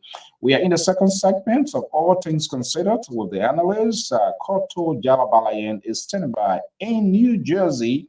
Let me just bring her in, and this is All Things Considered. We're going to have a conversation here this evening. Good evening. How are you today? Good evening, Mr. So. I'm doing good at my end. It's a rainy day in this part of New Jersey. You win? You're raining there? Yes, it's been raining since around 4. And I don't know how it is now, but when I was coming in, it was raining around 4. So. Okay, let's just stay down. I shouldn't call Washington Bridge. I don't want no rain. I don't want no rain on this side. Let's just stay there. Let's just stay out there. Okay, good to have you here. Hopefully, the rest of the folks will come. But I know our main slot is always 8 o'clock. But it's part of the network commitment, not just on the government or local, what is happening in the community. So we had to bring the folks from the Kparblee districts to tell us about their plan convention. And I think the ladies, they were, I'm not sure whether you follow through, but pretty well the ladies of Liberia today, inside Liberia, outside Liberia, they are stepping up to the task to do what it's supposed to do. This is All Things Considered. What is in your folder? Let's hear you. Well, a lot of things today. First is the president travel to favorite countries in the United States, like say New Jersey, New York, and also the case with our former finance minister, 12, and other issues surrounding our country today. But I think those are the 2 main trending issues that I right now, of concern in Liberia. Okay. In other priorities, which one you prefer to take on first?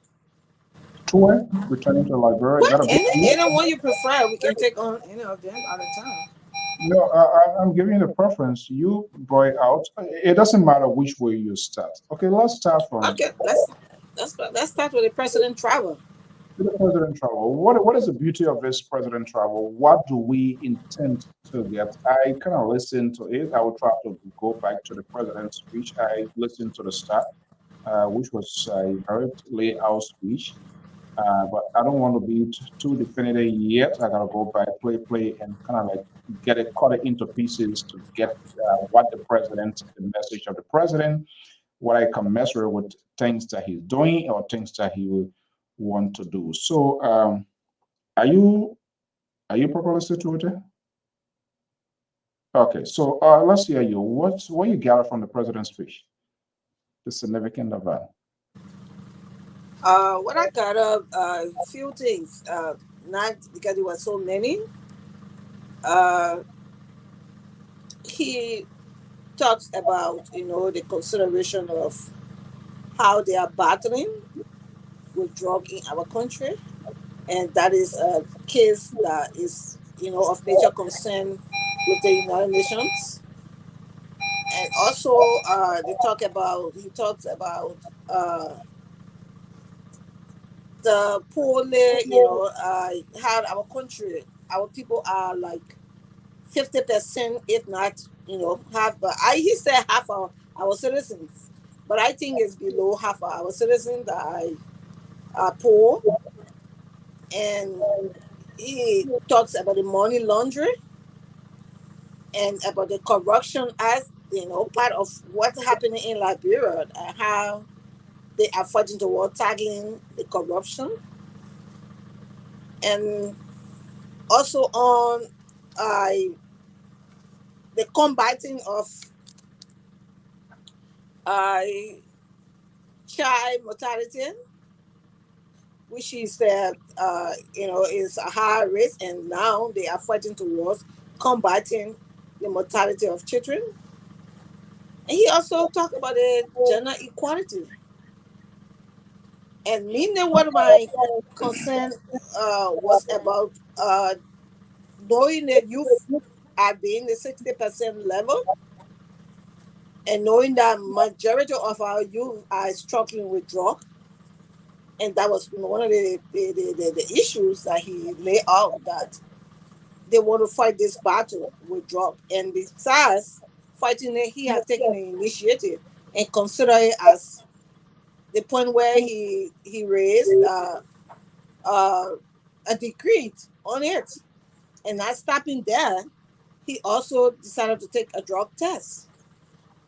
So those were issues, and many other issues as we go on that I will be talking about. But to name few, those Okay, were some of yeah. the issues that he laid out. Yeah, let me get a sense of it. And like I said, I listen, but I'll try to go piece by piece here. Talking about these things here, I want to know too, what are the presidents ever pointed out to the international community with respect to his government doing something to address this issue? What are they taking steps, and if they are taking steps, to what extent those steps have been taken, efforts GOL is making to resolve this thing here. I just do not believe. He mentioned that. Okay, I'm he coming. talked about the audit that was reported, and how they are fighting the case of the audit report. And in that sense, I think that where they are starting from the audit report, they are starting from the investigation of those that were involved. And I see that is being started, as we can see that people that have allegedly misappropriated funds are presently going through investigation. I would say that, and that's some step taken towards that. Yeah, okay.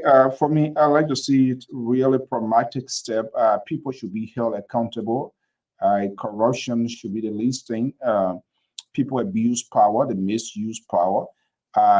Taking drug tests is insufficient. It's just minute of the whole thing. Take the drug test and diagnose what is the next thing, what is the treatment plan. There's a long way to recovery, withdrawing from people from substance abuse.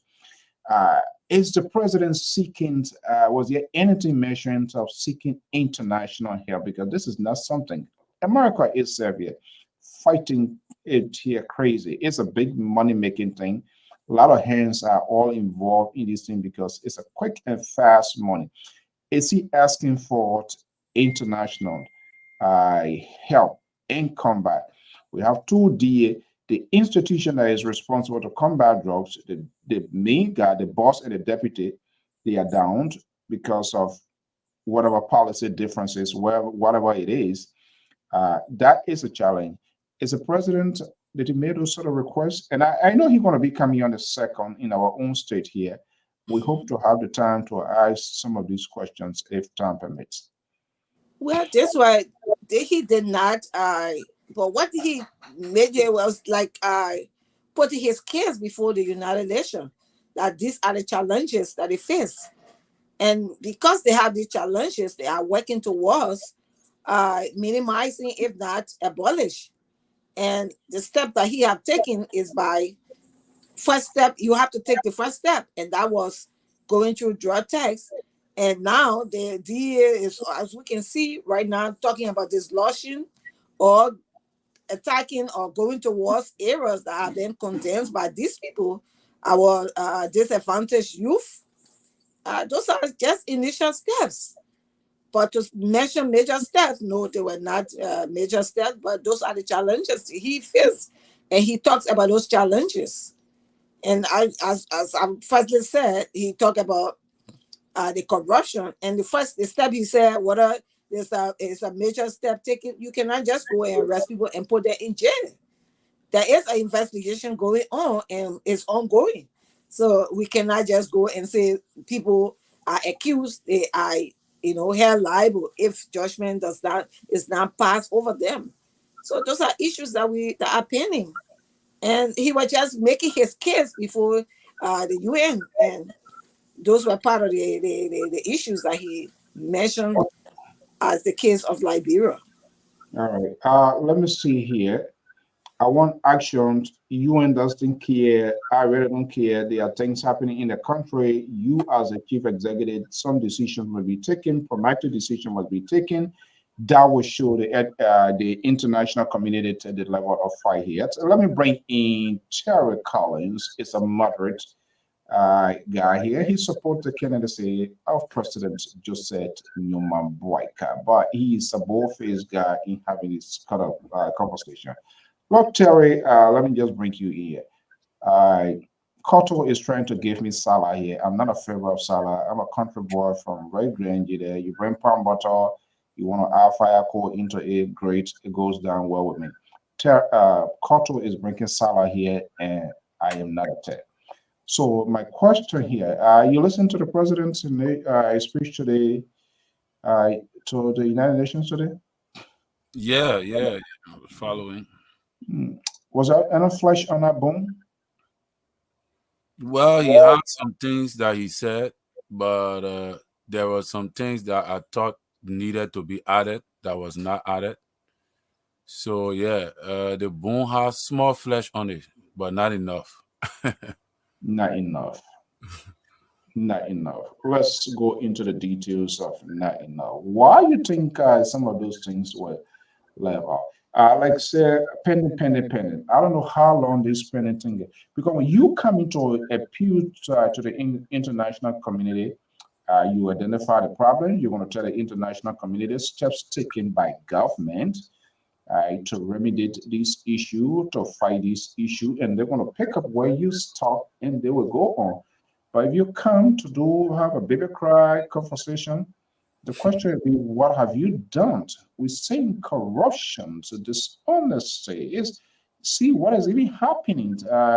People who in charge of literally the microeconomic systems of the country, who regulate the regulators become the violators and all of that. I believe in the rule of law to not to convict people without giving their day in court. But in the interim, some administrative action can be taken in order to give the process a transparent one. I'm not sure whether that is being done or not, but I'm holding my breath. Hopefully the president comes here and give us the opportunity. Why do you think these things are happening like this? Well, I think it's the aspect of the president not having a strong backing.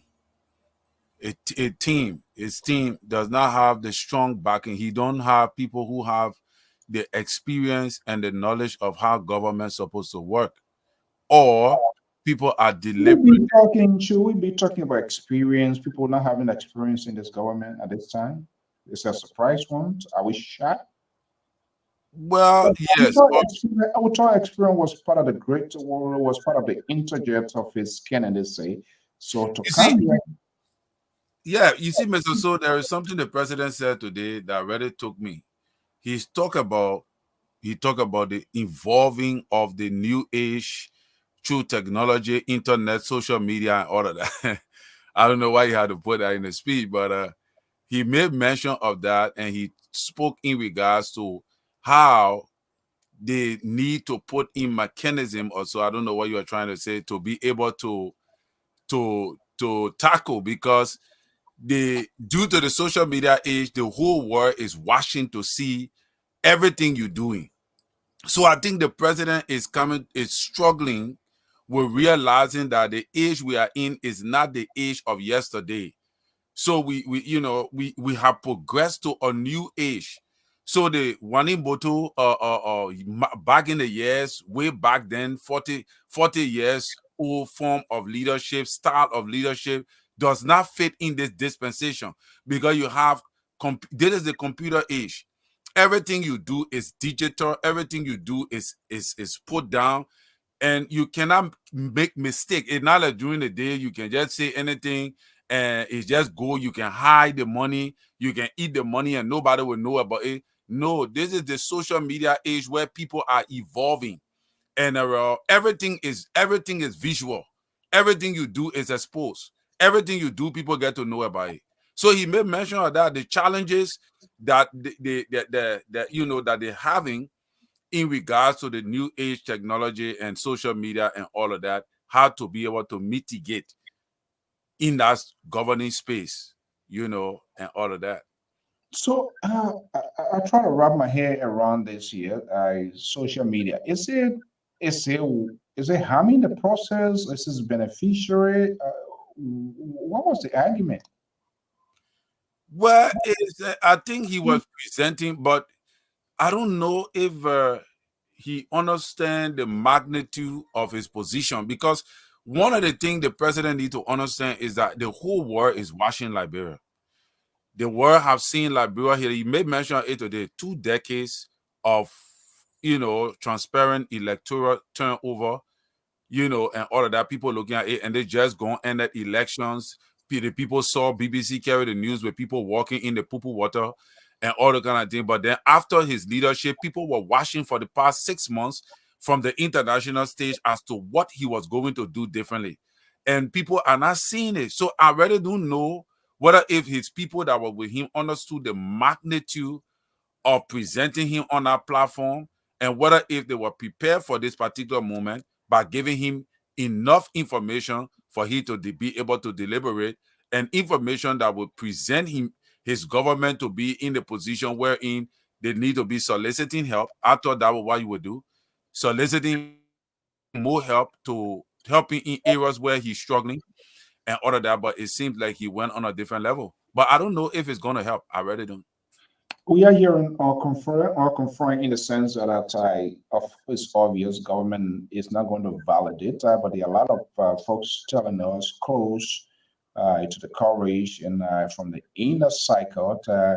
Uncle Stan is unhappy. The massive level of corruption. This is not what people anticipated, and it seems to frame up every other date, even with the drugs. Something Koto were talking about. Yeah. You as a head, you got to take steps, and these steps must be uh, uh, real steps that they will see you making an effort. You're not just going to come and say you got to tell people how it's being fought and where you're falling short. Then they will come in. But if you just come, the problem is already there. You knew this problem was there. You walk into this problem. So your job now is to decrease this problem. You can't afford to have people to escalate to get to go over the rule. And that's why it appears to be. Every other day we see something coming out, investigations. When will these investigations come to an end? When will someone be held liable? Those were things that we frowned on to yesterday that was happening. Uh, and one of the problems, people might like it or not, there was a problem with the former George Weah government is to have, when you have a government that is entrenched with friends, family, people, it becomes a problem. Right. It becomes a problem in taking real strong administrative. Right. The Yala, then what we hear from LRA is a very important strategic arm of government. It almost like having IRS here that regulates and control people taxes doing this and they're doing something. Hey, that should not be happening. Are we surprised? Can you comprehend what is going on right now? Well, Mr. So, to be honest with you, I'm surprised that this government is not taking effort to fight corruption in a way we expected. But I'm not surprised that corruption is in the government, because corruption is inherent in the people in Liberia. It's not something that a government can just get away with. I mean, just do away with completely from the society. It's going to be difficult, because people you're going to employ, especially when I saw the employment of the president, I knew that his government was going to struggle for at least 1 year. And based upon the way he's going to take action will determine whether he's going to be able to restore the legacy that he anticipates to create. So I'm surprised that, he is not tackling corruption the way he's supposed to, but I'm not surprised that corruption is in the government. I'm not surprised. Even with President Weah was not tackling the corruption, and that is what he allowed for it to climb on him until it reached to a place now he could not fight it. And that is the fear I have for this government. So are you saying, in other words, the roadmap of President Weah is that what President Bouakai is following? Well, to be honest, it seems like President Bouakai is even going beyond. Because to be honest with you, in 9 months, with what I'm looking at, a budget of 15 million of spending budget, that never happened under President Weah. I don't know, maybe I could be wrong. Somebody could correct me. But within 9 months, you have off spending budget of $15 million. What did you do? What were you really doing? So I really don't. And you fire one, you didn't fire, let's say, but you made to resign. A key factor in your government, which was the finance minister, Boema Kamara, without no accountability as to what he did there. Because soon he left, that one was like, yeah, but all these things, the budget stuff, these budget alteration, where then we're seeing the 15 million of budget spending. So that was under his leadership. And you came on the mantra of accountability, transparency, and all of that. So my question is, does Boema Kamara know about these monies that was spent? Because you just told us that the man was sick. So there's something happening in the government that we don't know, that for the reason for which he was forced or pressured to resign. Was these the factors that led to that? All these things I don't. So I'm left to be thinking. I'm left pondering in regards to where are we really heading? Is it fair to also ask this question before I go to Koto, perhaps? Who authorized the disbursements of these fundings, these monies we are talking about from? Because the question is, who gives the authority? I assume, I don't know, but I think it's a critical component of this here. Koto Jalabalaye is back. Koto, do you agree with Terry? No, I haven't agreed with Terry. To some level, I agree with him, but not on all of what he said. I hear him saying that the president have not taken step on the money that he mentioned, the $15 million. We just heard that, and the president is not in the country. And just hearing that, you don't expect somebody to be away and take an action on that. They just want to do. And besides, before you take an action on an issue, there should be an investigation. Okay, I'm not supporting whoever is found in it. There should be discipline, So and they hold should on. be prosecuted to that level. But I'm just saying this is something that I just heard today. And in that light, you don't expect something to be done today and take an action. And that's why we have people to be referees. And I'm glad Terry is bringing that up. People that are seeing this thing, let them flag it out. I'm not one of those that would say, okay, I support a government and everything that is done in the government, I go and support it. No, I'm not one of those. And all of these issues that are coming out, we make sure we flag it and it should be investigated. But if that, they have a thing, what is called, you saw responsibility and debt and all of that they came and found themselves involved with. Those are issues that they have to meet up with. So to just say this $1 billion was spent, that's why we should get the budget, what they call the expenditure explanation during the budget hearing and all of that. But again, who do we hold responsible? In this process, we have to hold people accountable for what they did. Like you mentioned, Burma. But if again, when somebody said the person was sick, okay, you can't say the person was not sick. But that does not stop anybody from conducting an investigation while he was there. Okay, so that does not. So that I agree with you. There has to be an investigation. If people think that there was some illegal, transaction that was conducted, like we see now. How many investigations now up to this point here? They are doing forensic, and honestly, I vehemently disagree to say that the president is out. There is a person that is acting as a president. And when the president is out of the country, there must be briefings provided to the president. So it is inexcusable to say, well, the president is out of the country and things happening. There must be a decision. Who is in charge?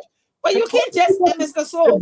I'm not saying I'm not saying that I'm not saying to do this base, but to argue, okay, the president is out of the country. So what happened, God forbid, when there's a chaos in the country now that more or less civil disobedience? The president is out of the country. Where should when he's here for 1 month, he will wait until after 1 month. He's not going to give command. He's not going to give instruction. He's not going to return. But Mr. So this is accusation. So is it true or not? So you can't just base decision on that. There has to be investigation. That's what I'm saying. I'm not saying it's not true either. But equally so, even as they are accusing Samuel Toa, I can just conclude that Samuel Toa is wrong. That's what exactly he did. No. We have to investigate. This is a country of law, rules and law. You cannot just grab somebody and accuse them or I'm not sure yesterday on George Weah with this sort of soundbite that is coming from us people in the media. Investigate. People were very judgmental. They wanted quick reaction.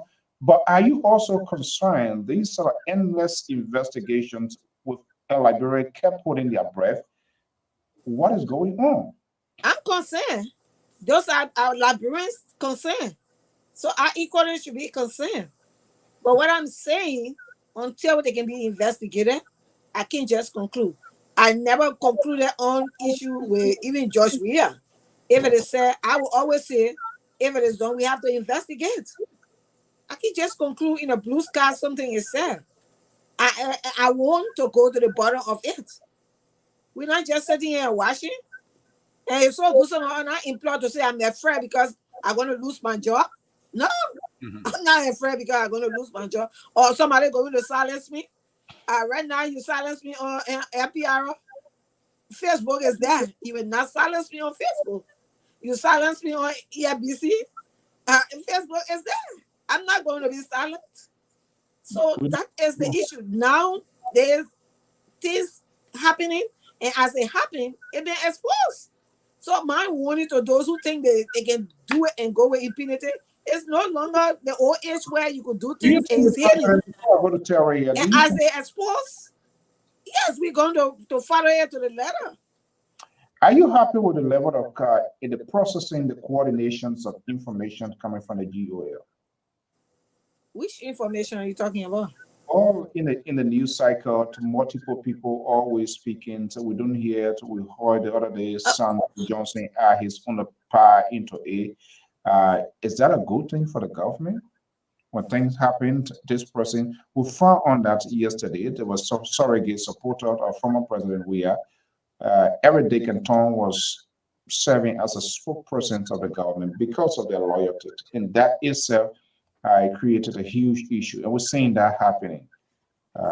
You go look Mo Ali, water and sewer. He should be focusing on, for example, how water system in Monrovia is served and even the country.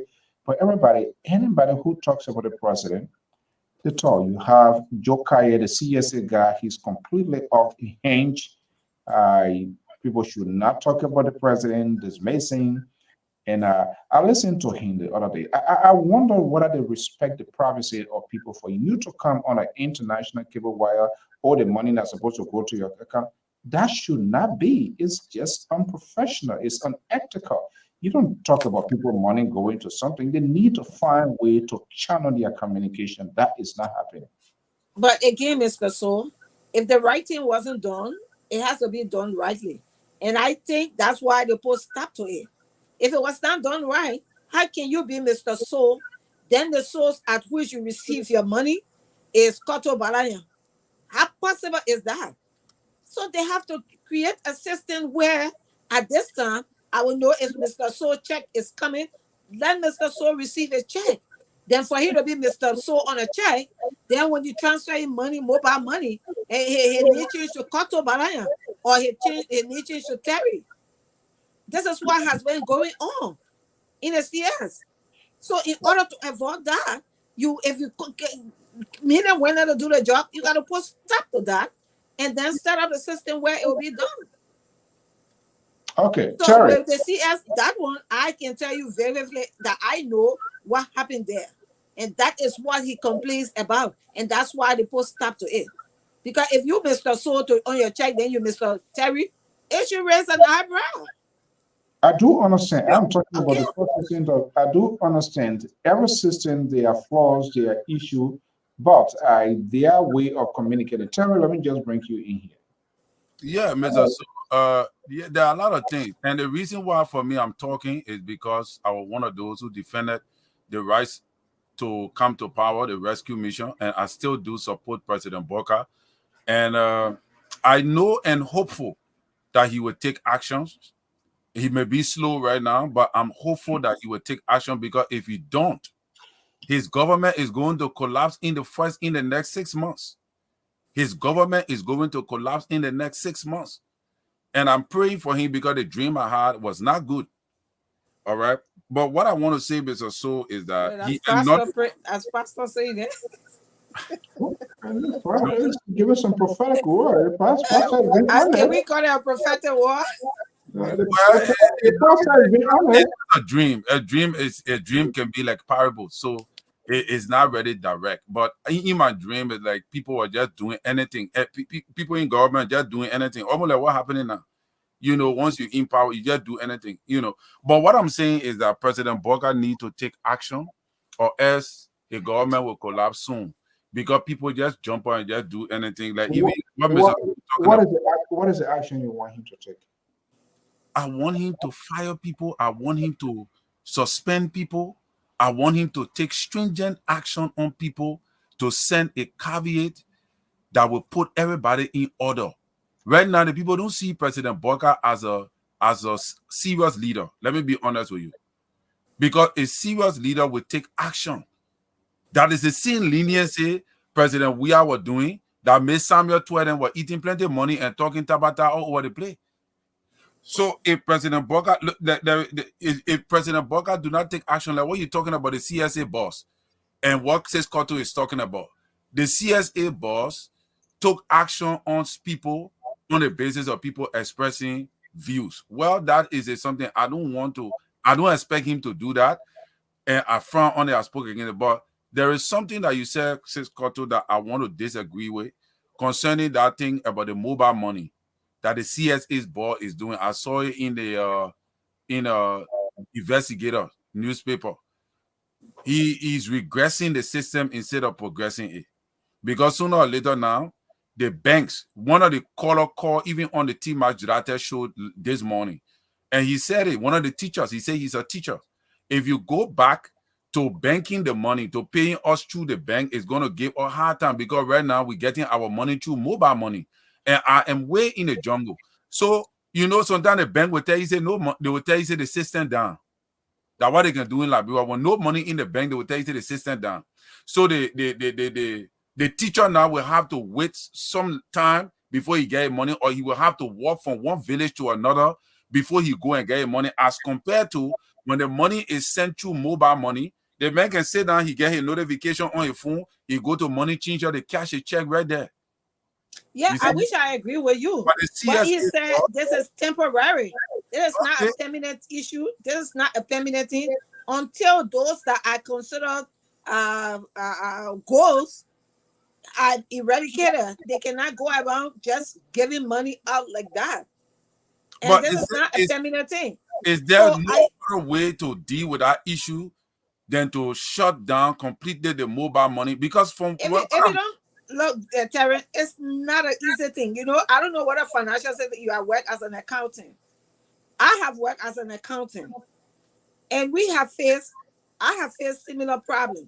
We have people that we were paying in the field, and you will see Mary Brown counts at John's name. So what we started doing was we decided to issue an ID card. If John Brown is coming, John Brown comes with his ID, and now Mary Brown coming as John Brown. So in order to avoid these things, you have to first clear the system of the fraud before you can start bringing in the system. And that one I know about it. So but you just said it. Why he can't do that? But they are getting time line. So until the time line can be exhausted. Because Mr. So the reason why I'm saying this, you seize the opportunity. The reason why I'm saying this, if you dealing with mobile money, who does mobile money belongs to? Mobile money is under this Lone Star Cell thing and all of that. I think Celcom or Comion, I know how to call it, Satcom or so, what kind of other something. But I show that all of them. But mobile, if you start to attack the mobile money, you are also going to affect the country's economy. And I don't know if it is political to get a certain figure businessman also. People take everything political. But if you because the mobile money helps, the mobile money is also helping the economy move faster. I don't know how long he's going to do that for, but to me that is a form of regression. There are many ways that accountants can put many strategy accountants can use in order to curtail that particular fragments in the system. But yeah, that is true. That is true. I really don't understand why he decided to use this route, because using this route would make the system to be jammy. It's going to jam the system, and it's going to take a longer time for money to be disbursed, and that would cause chaos. It means that we're going back again, because when banks are telling you, say, oh, they get, and you know, the system down. That made that 2-3 days before money circulate in the system. You see? Yeah, it is good that at least we're discussing these issues, because if it is not discussed, like people calling in to set in what their problem is, right, that will throw a light to whatever they're doing to make sure they speed it up and make sure people get their money. Because the longer you delay people money, it has effect on it, like you said, and you're right there saying it. Because I know people have to get their money. And in order to get their money, that's the medium to which. In the speech that the woman said, that really took my attention. I don't know if it is important, but it was important to me. He said, we must admit that the world has changed, and the frontiers that we now embrace are different. In-app greed, insensitivity to the poor, the international drug epidemic, money laundering, dynamics of climate change, and the impact of social media must compel us to rethink our Yeah. approach to global peace and security. And that's what we're doing here now. Yeah, and that's what we're doing. Because unlike other time, people were not expressing as we're doing now. Okay? Here we are. We know how to easily, get issues that are affecting our people. Like you said, this person called. So that will be her. And many people will be heard through that medium. So wait a minute. Is he saying, is he a surprise? Didn't he know that time has evolved significantly and that these changes been unfolding from time to time since we got in this sort of age? Is that what he's saying or what? It's not something to say you're not involved, but you just acknowledging. Well, I mean, time has evolved. Things been changing around. Of course, this is obvious. It's obvious that things will change. And next time, maybe a year or two, we'll be talking about different technology. That's the thing about technology. It We're talking changes. about AI now. But the problem is, since Cotto, is that, I don't like to bash my puppy, but he just waking up to the reality because everything that he thought could be concealed is being exposed. To me, that's what it I will be exposed. If illegal thing goes, it will be exposed. That's what we want. Under President Doden time and during his time where he was already dominating in leadership, these kind of things you won't hear it on social media. There was no social media. You know what I'm saying? Yeah, so I mean, I'm not sure how to, again, I listened to a little portion. I'm going to take my time to listen to it. And like you said, those days of though at the University of Liberia, those days you get used to see by the time you go low flyer, somebody pass and the whole rain flyer, moving around. That's not the case here. But quickly here, we're not going to be here for long because I had other folks here. Two things here. Samuel Tour, what do you make of that? I see it being like a big conversation people are having and this and that. People cut deals, of course. Deals, these high-profile alleged criminal cases, their lawyers, they all will cut deals. Every government does that right here in the country. So what is the big deal in it? Mr. So that thing was not supposed to happen the way it did. I think Samuel Tour should have been arrested at the airport. Samuel Tour should have been arrested at the airport because there was a court order released on him and he did not show up and the court order elapsed. And that is what we're talking about, the corruption in the country, and because corruption is so much prevalent in our society, the law that's supposed to already be held is not held. Like somebody said, if it were me, if it were Terry Collins, I would have been arrested to the airport and handcuffed. But again, that is Liberia for you. Tom Kamara used to say, this too is Liberia. The laws are compromised most of the time, especially those who have money. And these are the kind of things that happen, but right? Nobody is saying Samuel Toure don't have lawyers, that his lawyer can represent him, blah, blah, blah, and that his lawyer can advocate for him. You and I saw everything that went on in the process during the few times. We saw how that the court sent a court order. There were other people that were here that were arrested, and they plead the case. Their bond went through. They came out of the prison. Samuel Toure is not an exception, not because he was. Oh, but yeah, what we understand, there are processes involved, and not to back out here because some of these people that are even also talking about that. Look, when a case go before a judge or when a case is on trial, it's a very difficult thing. We're seeing here people being indicted because when you're indicted, you already pleaded. You already pleaded guilty. What next? You're supposed to be behind bars, but they are still here running their mouth. They're talking, which is okay. And this is where the deal comes in because they have their lawyer. The lawyer going to be talking to the judge in charge of the court, and they're going to cut deals. Why? Because the government interest is to retrieve some of these funds that are being used to go back to government coffers. If you just grabbing your pohinje, that's not going to be it. I am not saying here, we do not know all of the details, but before his coming, one could make a guess that there was some sort of agreement based with his lawyer and government. And if that government, if the judge consider in a logical and convincing reason by the defense team of that individual, then of course the lawyer, the judge gonna, because once they go to court, you can be immigration, you can't just get out and go arrest. It is the same court that will issue that authority to say, yes, this person here. Now, in the public, in the eyes of the public, our conviction to convicting people is quite different. The interpretations of the law, it goes strictly to the book. It plays by the book. It brings in evidence and everything.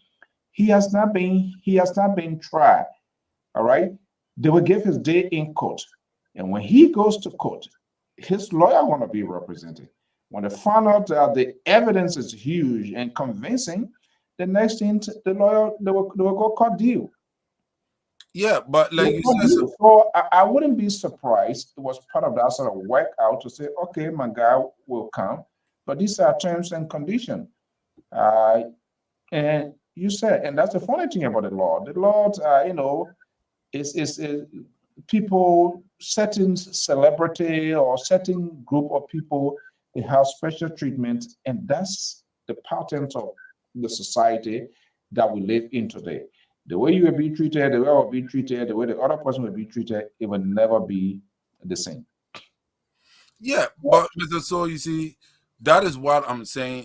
I understand all the ramifications that people talk about, and the man will have to go through this, that, and the other. But we must understand, like you talk about the other guy, he was in the country, he was arrested. Everybody saw it on television. In fact, it was a big show. They made a television with it, and he was arrested. Everybody saw he didn't escape arrest.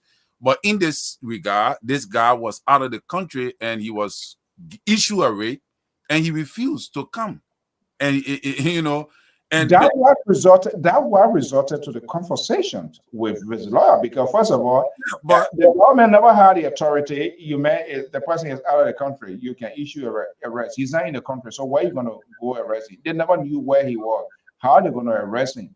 In order to bring him down, bring him to his need to have this conversation, they got to put that hook. And that was the hook. If we not do this, we'll arrest you. Okay, you found a lawyer and say, all right, I'm willing to return. But these are terms and conditions.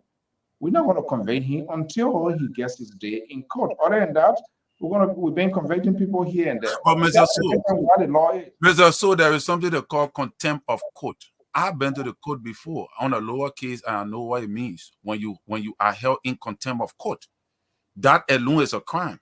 So I don't know what it is, but I want to believe that our government hand were inside the cookie jar with the whole Samuel 12 thing, and it was not only the court. I think the justice system has something to do with it. Samuel 12. Do you think all of these things that we are talking about were the only decision by only Samuel 12, or other people should be called in as well? I agree that other people should be held responsible and called in regard, because the information minister stood up and told us that Samuel, there were Interpol that was sending for Samuel 12, only for them to withdraw it. And the court, I think the court issued a statement that there was no Interpol, blah blah blah. Or the thing was all in the news. That's the same disconnect of communication we're talking about here. So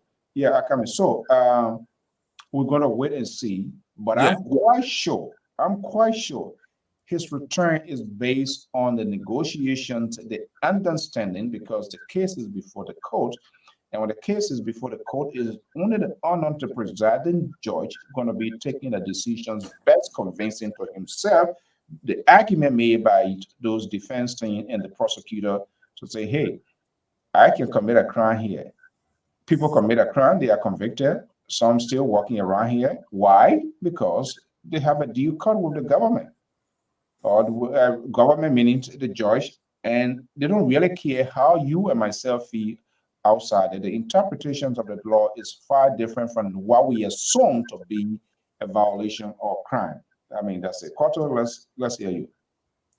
Yeah, I agree with Terrence. He is talking of, we're talking our layman 10. But again, when it comes to such an amount, where you are investigating to claim that amount, you don't go against spending huge amount, especially contacting Interpol and getting to trace him where he will not be easy to trace, you are going to be spending more. So you will only have to cross a deed, and that was a deed that the Justice Ministry and the lawyer signed, that indeed, if you want us to bring this guy, you have to drop the arrest of him from the airport. So to accept that, yes, we agreed that he come to the airport, he will not be, and let him fair judgment. So sometimes the affluence, help other people. For example, if I am happen to have a good lawyer that will fight my case, that's what it is with him. So he could say, but that is not going to negate that he will not face justice. It only happened at the time to just start his case. But if they sit there and the government sit there and then let him win the case, that is left with them. So this is a test case, I think. If they end up not giving passing good judgment or not carrying on a good investigation, this will be a test case where it will determine whether the judicial system is strong to investigate such case or not. So we have to wait and see. They have not run a judgment. This is just procedural matter, and that is not illegal. So if the judge decide to pass, negotiate, it's acceptable. The only thing is they should not compromise the judgment. That is the only difference. But where getting the person, the perpetrator, to come and be investigated, those are things that government do. I know of a case of a Liberian that went through some problem here and ran to Liberia. What did the government say, the American government? What they said, they were not that issue was insignificant. The amount was insignificant as sending somebody to investigate him in Liberia. So then you look at the magnitude. If it is significant, okay. If it is insignificant, then you drop it. But it's significant. That's why we're going through they might have decided, and which was the procedure. They decided to negotiate with them, and then he come in and they go ahead with the investigations. Let's hear from Breakable here in the next few minutes. We're going to be. Oh God, Breakable. Hello. Okay, Breakable. Yeah, I'm here with you. Yeah, you're taking for a show. It not surprises to me for listening to my sister defending undefendable. Look, let me start from a speech. I'm not surprised because I know you have to be on your side.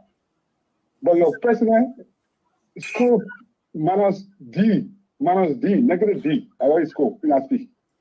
So I'm not even going to waste my time on it. And how much job we have school? Tell me, you had a dream, the president become president. And you had a dream, you live on power. Think about that. You say for power, you don't think for it. You guys had two jobs. We have to be president. They said that way, your office voice chatty all right. That man, you're seeing that. No. The thing I lose sight for the laboratory are vetting in the whole case. The people are vetting, they are the laboratory. Now, me idea your whole struggle, all your liar doing, or the power, don't want power. Nothing. Only a 6 months in 9 months staying power. The corruption you're doing in the country, and even more than you're talking about. So all that you're talking about, that's something to look, you'll be rare, something to be working all around that mobile. Say what you said, and maybe that when somebody to win a case, it'll be embarrassing for you. And it will be embarrassing for the day until now. Your government does not know what they're doing. Don't get speech to the president. Get DA through. That's so now you be settled here. He's saying you're talking about just business. You take your test. What the purpose of taking your test? Look, up to now, when I say by myself, they ask questions. Thank you. What is the purpose of the president taking your test? What's the reason? Is that for Biden or what? Taking your test, and you know it's not your control, it's just even the leadership, the people that take care of the jobs. I got to pick up the other call here, Breakable. Let's get a call. Call up. Let's hear you. Davis, are you there? Yes. Yeah, let's hear you. Is that it? Yeah. Okay, thank you again. Thank you so much for taking my call. Hello to you, hello to Terry, hello to Mrs. Balayan. Look, Mr. Shaw, I think the most important thing here is the Army Model issue. You guys don't even understand how deep that corruption goes for Army Model. You know, I said it before when you got nominated. I said this is a conflict of interest. Most people don't understand that the Commerce Minister, you know, pretty much heads, you know, our economy. He's the gateway to our economy, you know. So I think if anything happens there, you know, Army Model is going to benefit from it. And you know, there's a large, you know, Lebanese population in our country who has all those businesses. He has connections with them.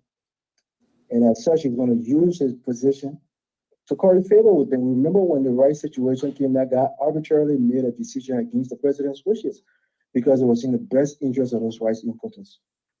So Army Model is very, very corrupt. And the one thing that surprised me is the collaboration of Double Jala, who many of us thought was a man of integrity. Now you're pushing the car back on Double Jala. He said, no, I don't want a cow. So all these people who are lying to the Liberian people that they have integrity, rich men who say you rich, now you're paying about $700,000 in bank loans. Before he became, you know, Minister of Commerce, he was so rich he couldn't pay it back. But now you get in that position, you're paying back, you know, almost over $1 million, you know, cumulatively in bank loans. So President Boyka can't say nothing because Army Model was the one that was helping him and helping his political institution to stay afloat. Right. And as such, the fool pledging him. But he's stuck with no money, and you get no capacity to speak against the corruption that's going on. They got begging other parties in, they can't stand for him. Imagine that. And in the whole situation with Luther Tabe, yeah, it was wrong for him to say what he said. But Luther Tabe has done more for Liberty Party. He didn't get the kind of money I mean that has, but he won elections. I mean, that couldn't win election in local country. He couldn't win election in Montserrat. He couldn't win any election as the chairman of the Liberty Party. All he had was money. He didn't have the organization or the charisma or the will to make deals to bring people together that will win elections for them. Luther Tabe, he brought Jeremiah Cohn, and they won that election, even though for some of us who supported the CDC were against him, but he won the election. And what a get it, man. Second opposition, when you just go and sit down over a board every 2-3 months, and you get Model Commerce Minister, where he lost multiple elections for you, even in your own home county. And lastly, for Samuel Toy, like everybody is saying, it's a deal. You see the Elijah Stanton with us when we should be in jail, but because he has a good lawyer and pay her a lot of money, he keeps prolonging his stay in jail. So, Samuel Toy would do what he needed to do to hire the best lawyer and to prolong the process and make sure that he don't go to jail. Whether or not we think he's guilty is not an opinion of the public that will decide his fate. It's the evidence, and the evidence if it leads to proof that will lead to a conviction. So for me, I'm not worried about senator. I'm a judge who support. I'm not a senator supporter. So we get convicted. It ain't got nothing to do with it. But thank you so much. It's an embarrassment for the speech that the president gave today at the UN. The probably need to give him some shot. You know, America doesn't get it. The president needs someone to steroid to pump them up to get an energy when he's talking, so we can get it. They need to give him some steroid shot. That speech was so low energy, we could barely hear what he was saying. The president needs the man who you said the man was dying again. You said steroid again. Yeah. Every day the man dying. Now all the time when he put those story, we tie with it. Oh my God. I didn't win election. Let's hear the last caller for the night. Clarence, how you doing? Oh my God. Mr. So, how you doing? Good. The puppet did very well. Tonight that Mr. Balcon and Mr. Toh are not on the show, and Terry is on the whole lot of Tabata tonight. Oh my God. Yeah, one of the things I want Terry said, and I want to disagree with you, is concerning the mobile money. The mobile money, when the CSA brought over, they're having one person that was paying 13% on the mobile money, single person. And the government send out money to that person, the person decide what to do to the other people. I don't work in the system. We were on that similar thing, but if you are paid delay 1 or 2 months, 3 months, we go to pay your money, will always be there, you will always get it. If you want for the growth of this trade, don't start cutting the short cord. Don't start too much on the short cord. Don't put a system in place. But when it comes to Samuel 12, I want for we, the United Party people, for to look at a kingly. Yesterday, Goro Mususka, we were involved in monarchy We got free from the jail, we were celebrating. Today, CDC and some yet were here in the country, being that you were not arrested to the airport, we are celebrating. No in between there. And then some yet were issue, we should be careful how we look at it because some yet will call names. And if some yet to call key government officials in our administration, will they be prosecuted? Or will we wait the case? And the tail point like that is there.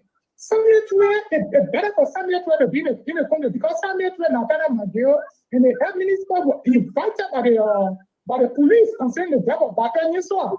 So if some network stay out of the country, how do the police hear for him? Thank you for the show, Mr. So. All right, folks, we're gonna that's all we're gonna leave it. Okay, okay, before we go, we're gonna get a closer. I mean, that's it. You know, when a case before the court, and the language coming from out of there, man, it's different from whatever ordinary language we have outside here. And like what? It's just a matter of people taking money, man. Because to be honest with you, Liberia is just a different country. Like this guy, guy we're talking about in question, there were helicopters. When they went for him, there were helicopters over his house. Who are you talking about now? Our man was on the show there, when they went for him, when he knew Schema and the American, when they decided to go for him. You don't want to call him, so why would you worry about about him? beside the bridge? What we call people near? Who need? You want to call that? You think you want to something for? Yeah, I'm talking about Mr. Waterspoon, right? When they went for him, I'm not afraid to call him on the show. When they went for him, there were helicopters, there were police to show that he did something. So when he went to the court now, whatsoever he did there, that was fine. And look at this. There's something I'm reading here. Released by BBC. Arrest warrant issued for Liberia ex-finance minister. BBC, Moses Colley. He said an arrest warrant has been issued for Liberia finance minister following allegation he was involved in 500 million. So before the man come in the country, then the court. So what did the court send a raid to the airport? It is your responsibility. Your government, the justice ministry, was supposed to arrest Samuel Tuer upon touchdown. The court does not have the right to tell the justice minister not to arrest Samuel Tuer. He can't tell him that. It is when after he shall have been arrested and go to the court, then so can be why you missing? But the arrangement was made before why you made. So I agree with Kotu that the arrangement might have been made with the justice ministry, but not the court. No, the arrangement was made. The justice did not. It was in the justice ministry that issued. So it was made with the court. I'm not a lawyer, so so it's not even a lawyer. It's just a matter of the sort of chain, the process it goes through. The justice minister is the attorney general. He can press charges. When he presses charges, it goes through a process, a chain. Ultimately, it goes to the court. The court will be the one to issue that warrant of arrest. Now, when it goes to the court, the defendant has to write to a lawyer. The accused will get a defendant, and will go through the process. When they go through the process, conversation will be taking place off camera that you will not know, I will not know, until when it goes to court. Now, we do not know the deal that has been caught. The Stanton case you're talking about, that's a different case. Stanton was indicted. He went to court. He was indicted. He was sentenced. All right. We saw that. I went there. I see it. Now, I'm surprised for he to talk what he's talking to as well, because the thing is, we got to be very honest. And he got a very strong very strong, powerful lawyer. The reason he's not in court, there are a couple of reasons. The convincing case coming from the lawyer. And also there is a provision, even if you are indicted. If I'm indicted today and sentenced to jail, you have 3 to almost 4 trials by the judge description. It can be a family person. And I'm telling you, if you see the script, the convincing, then sometimes you want to have this American something here. So it can go on as long as it's all to go tomorrow. You say, well, my wife not sick. I'm the only person can cater to my wife, my child here, my grandma here. Yeah, but I wonder that the court proceeding now. That's what I'm saying. So that's what I'm saying. So what we are seeing here within the case here is a different version, But in as much he has gone to court and he has hired a lawyer, he become completely silent into this process. Now he become like a little child. Now the lawyer, the one going to be talking for him, say, hey, my man, yeah, leave the thing here with me. I want to meet with the judge in charge of this case. Yes. The man go there, judge, I want my client to come. He is not guilty until proven guilty or tried before a court, a competent jurisdiction, the judge, jury, or whatever we're going to do. But he's willing to come. But these are 1, 2, 3, 4. These are layers. These are precondition. These are conditions for his coming.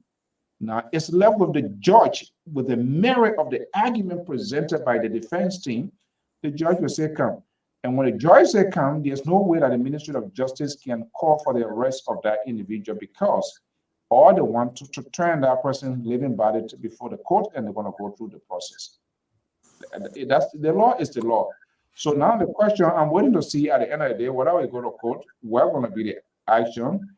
Or when you say, okay, I get, you know, remember Serena C4 was on the program before, they were talking about this asset recovery.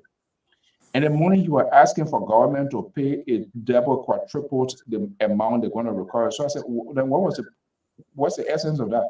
Exactly. No. What's the essence of that?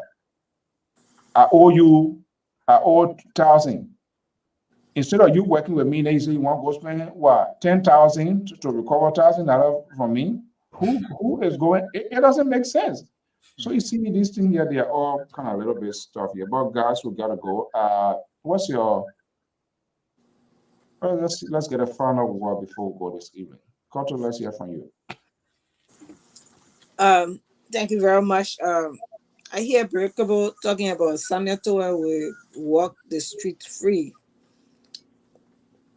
Is that something that we should be boasting of? Final statement before we go. We've been talking ever since you count and now you. Is that something to boast of? I can never boast of any corrupt act, even in this government. I'm waiting right now with an allegation against Ani Moda should be investigated, and the president should take serious steps against them. They both of them. I will not say that I'm not one of those physicians that everything they do, the lawyer do it. No, that's why some of us are not working for government. For me, I chose that because when I want to say something, I will be free of what I want to say. So we are calling for investigation into it, or it should be dealt with. Whether he contributed towards election, he's not the only one that contributed to election. We all, if about $5 our contributor is very important. But the way you were expressing on the show, you said that phone. What? I said the way you supported the team for the election, that small thing you did too. Oh, well, so that's it. So I'm not going to say because I supported them, I said that they be doing wrong and I support the wrong. No, I'm not. I'm not one of those. So I said, sorry, I can't there. They can be judge. I can say, yeah, everything that yes, sir. Some of us not yes, sir. Please, I'm not. Okay, we are going to make sure whatever step to be taken against them will be taken against them. I'm not here to support any wrongdoing for the government. So if you are there and supporting what they call him, to should go free then, where were you? That's our country. I would not say there's anything go wrong in the country. You know why it goes on? They will say Liberians. They're not only going to say something to it. And I want to advise these judges also. They are saying what happened to Serena Sifas. So if they think they can play with their case here, on the other hand, we will make sure anything wrong that goes on there, they will be held liable for anything. Because that's why the fights are there. You go by the fights. If he's not the one that did the act, okay, he can be exonerated. But where we know that he is the prime factor in this case and you exonerate him, you will face international law with us. We will make sure anywhere this case goes, we'll see to the bottom of it. That's why for me, I can say to this case. Thank you, Mr. Sol. Okay, Keto, so I don't know where you're But yeah, so when Keto say anything out of my way, I come in back. So let me stand back to respond.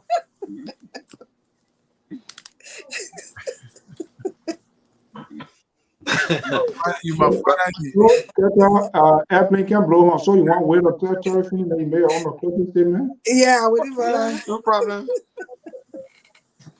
Terry, go ahead. Well, Mr. So, thank you. I know you got me on this one, but I know that deals and all the kind of thing made, but for the kind of money that we're talking about here in Liberia, when people stand bond for you, the case is finished.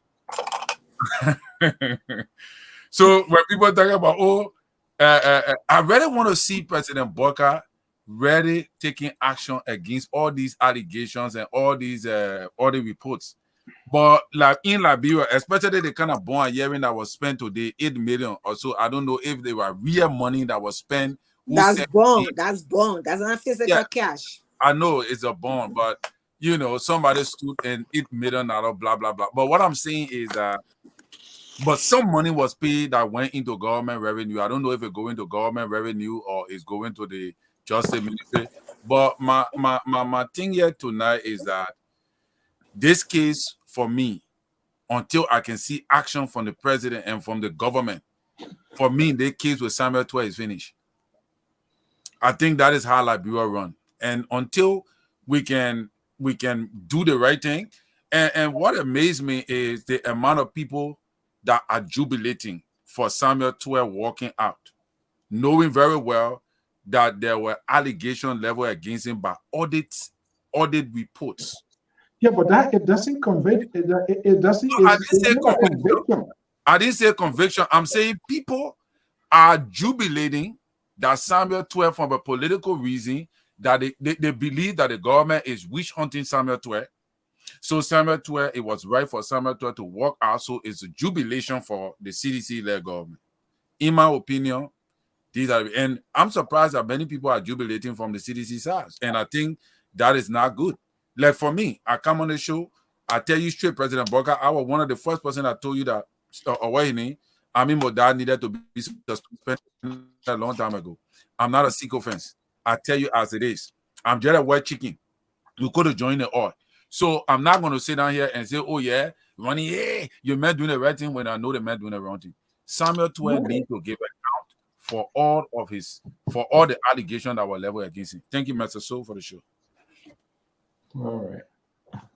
Who knows about calling Terry? Oh God. Okay, Kepler. Yeah, thank you, brother. So I'd like to say I see Sis Cotto in a long time. Terry, nice to see you again. Look, let me tell you something. You see our country today, when you see people healing people that have been accused of wrongdoing or corruption, whatever it is because the way we politicize everything in our country. We probably will have a legitimate case, but because we put the politics in it to the extent where it becomes toxic. And don't forget, the country is divided heavily.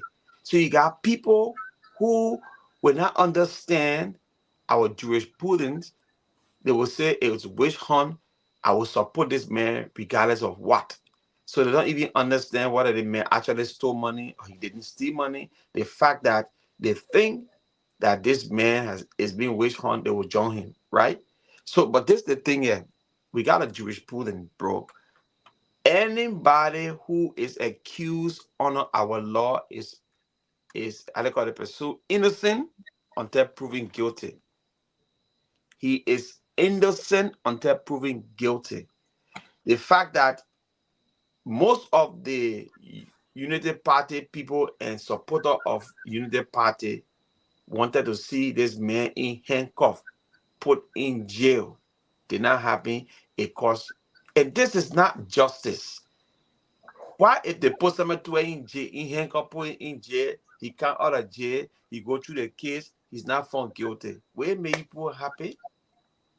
I'm gonna say I want for if someone is wrong, if he stole money from Liberian people, the law should take his course.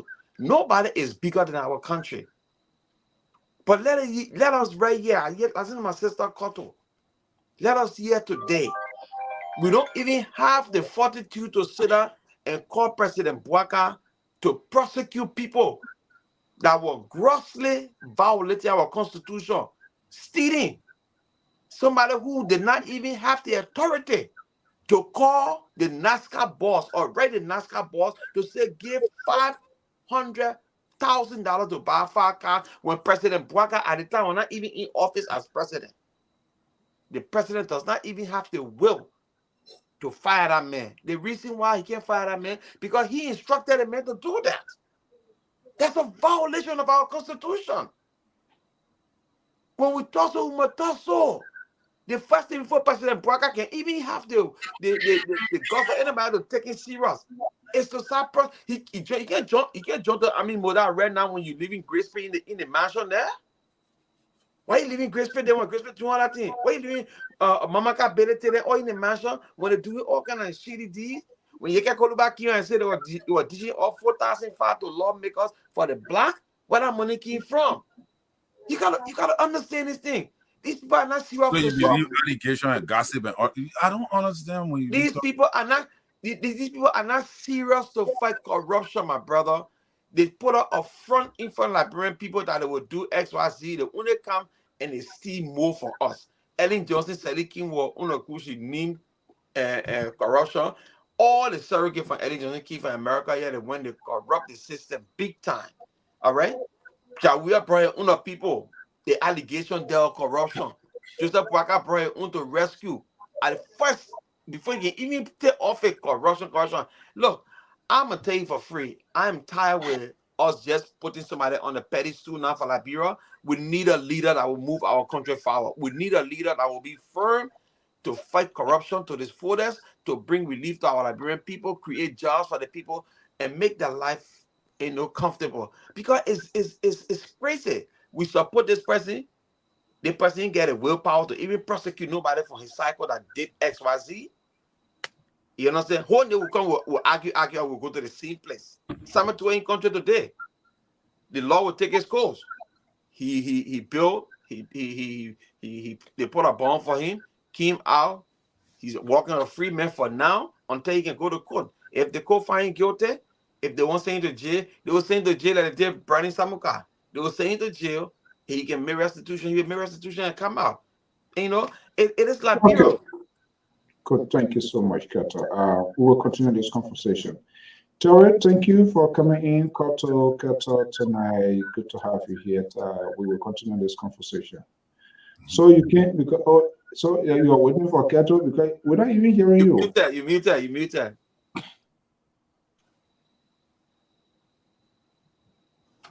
No, long time in my life, since in my life, he's sounding so patriotic. I commend you for that. That's patriotic. That's being patriotic. You're not supporting Samuel Toa or neither, Don't mind that thing Keto saying. Don't mind that thing. No, but since Keto been here, the soup under the rest. You know, I ever see the soup that I put the soup under Mr. So, please tell her. The soup. What kind of position I stay on the platform right now? Tell them my position, Mr. So. You are not independent. You are not. You see, that's why it's good to be independent. And that independent part of you, I'm really enjoying it. Be independent. Don't support anyone. I'm not supporting Bouaka. Watch and see tomorrow when that the witch hunt Bouaka government, witch hunt and Samuel. I will never. If they find him guilty, I will never, brother. That thing that rests the soup is on. All right, bye-bye. All right, guys. Good night, man. It was nice, man. Get up there. That's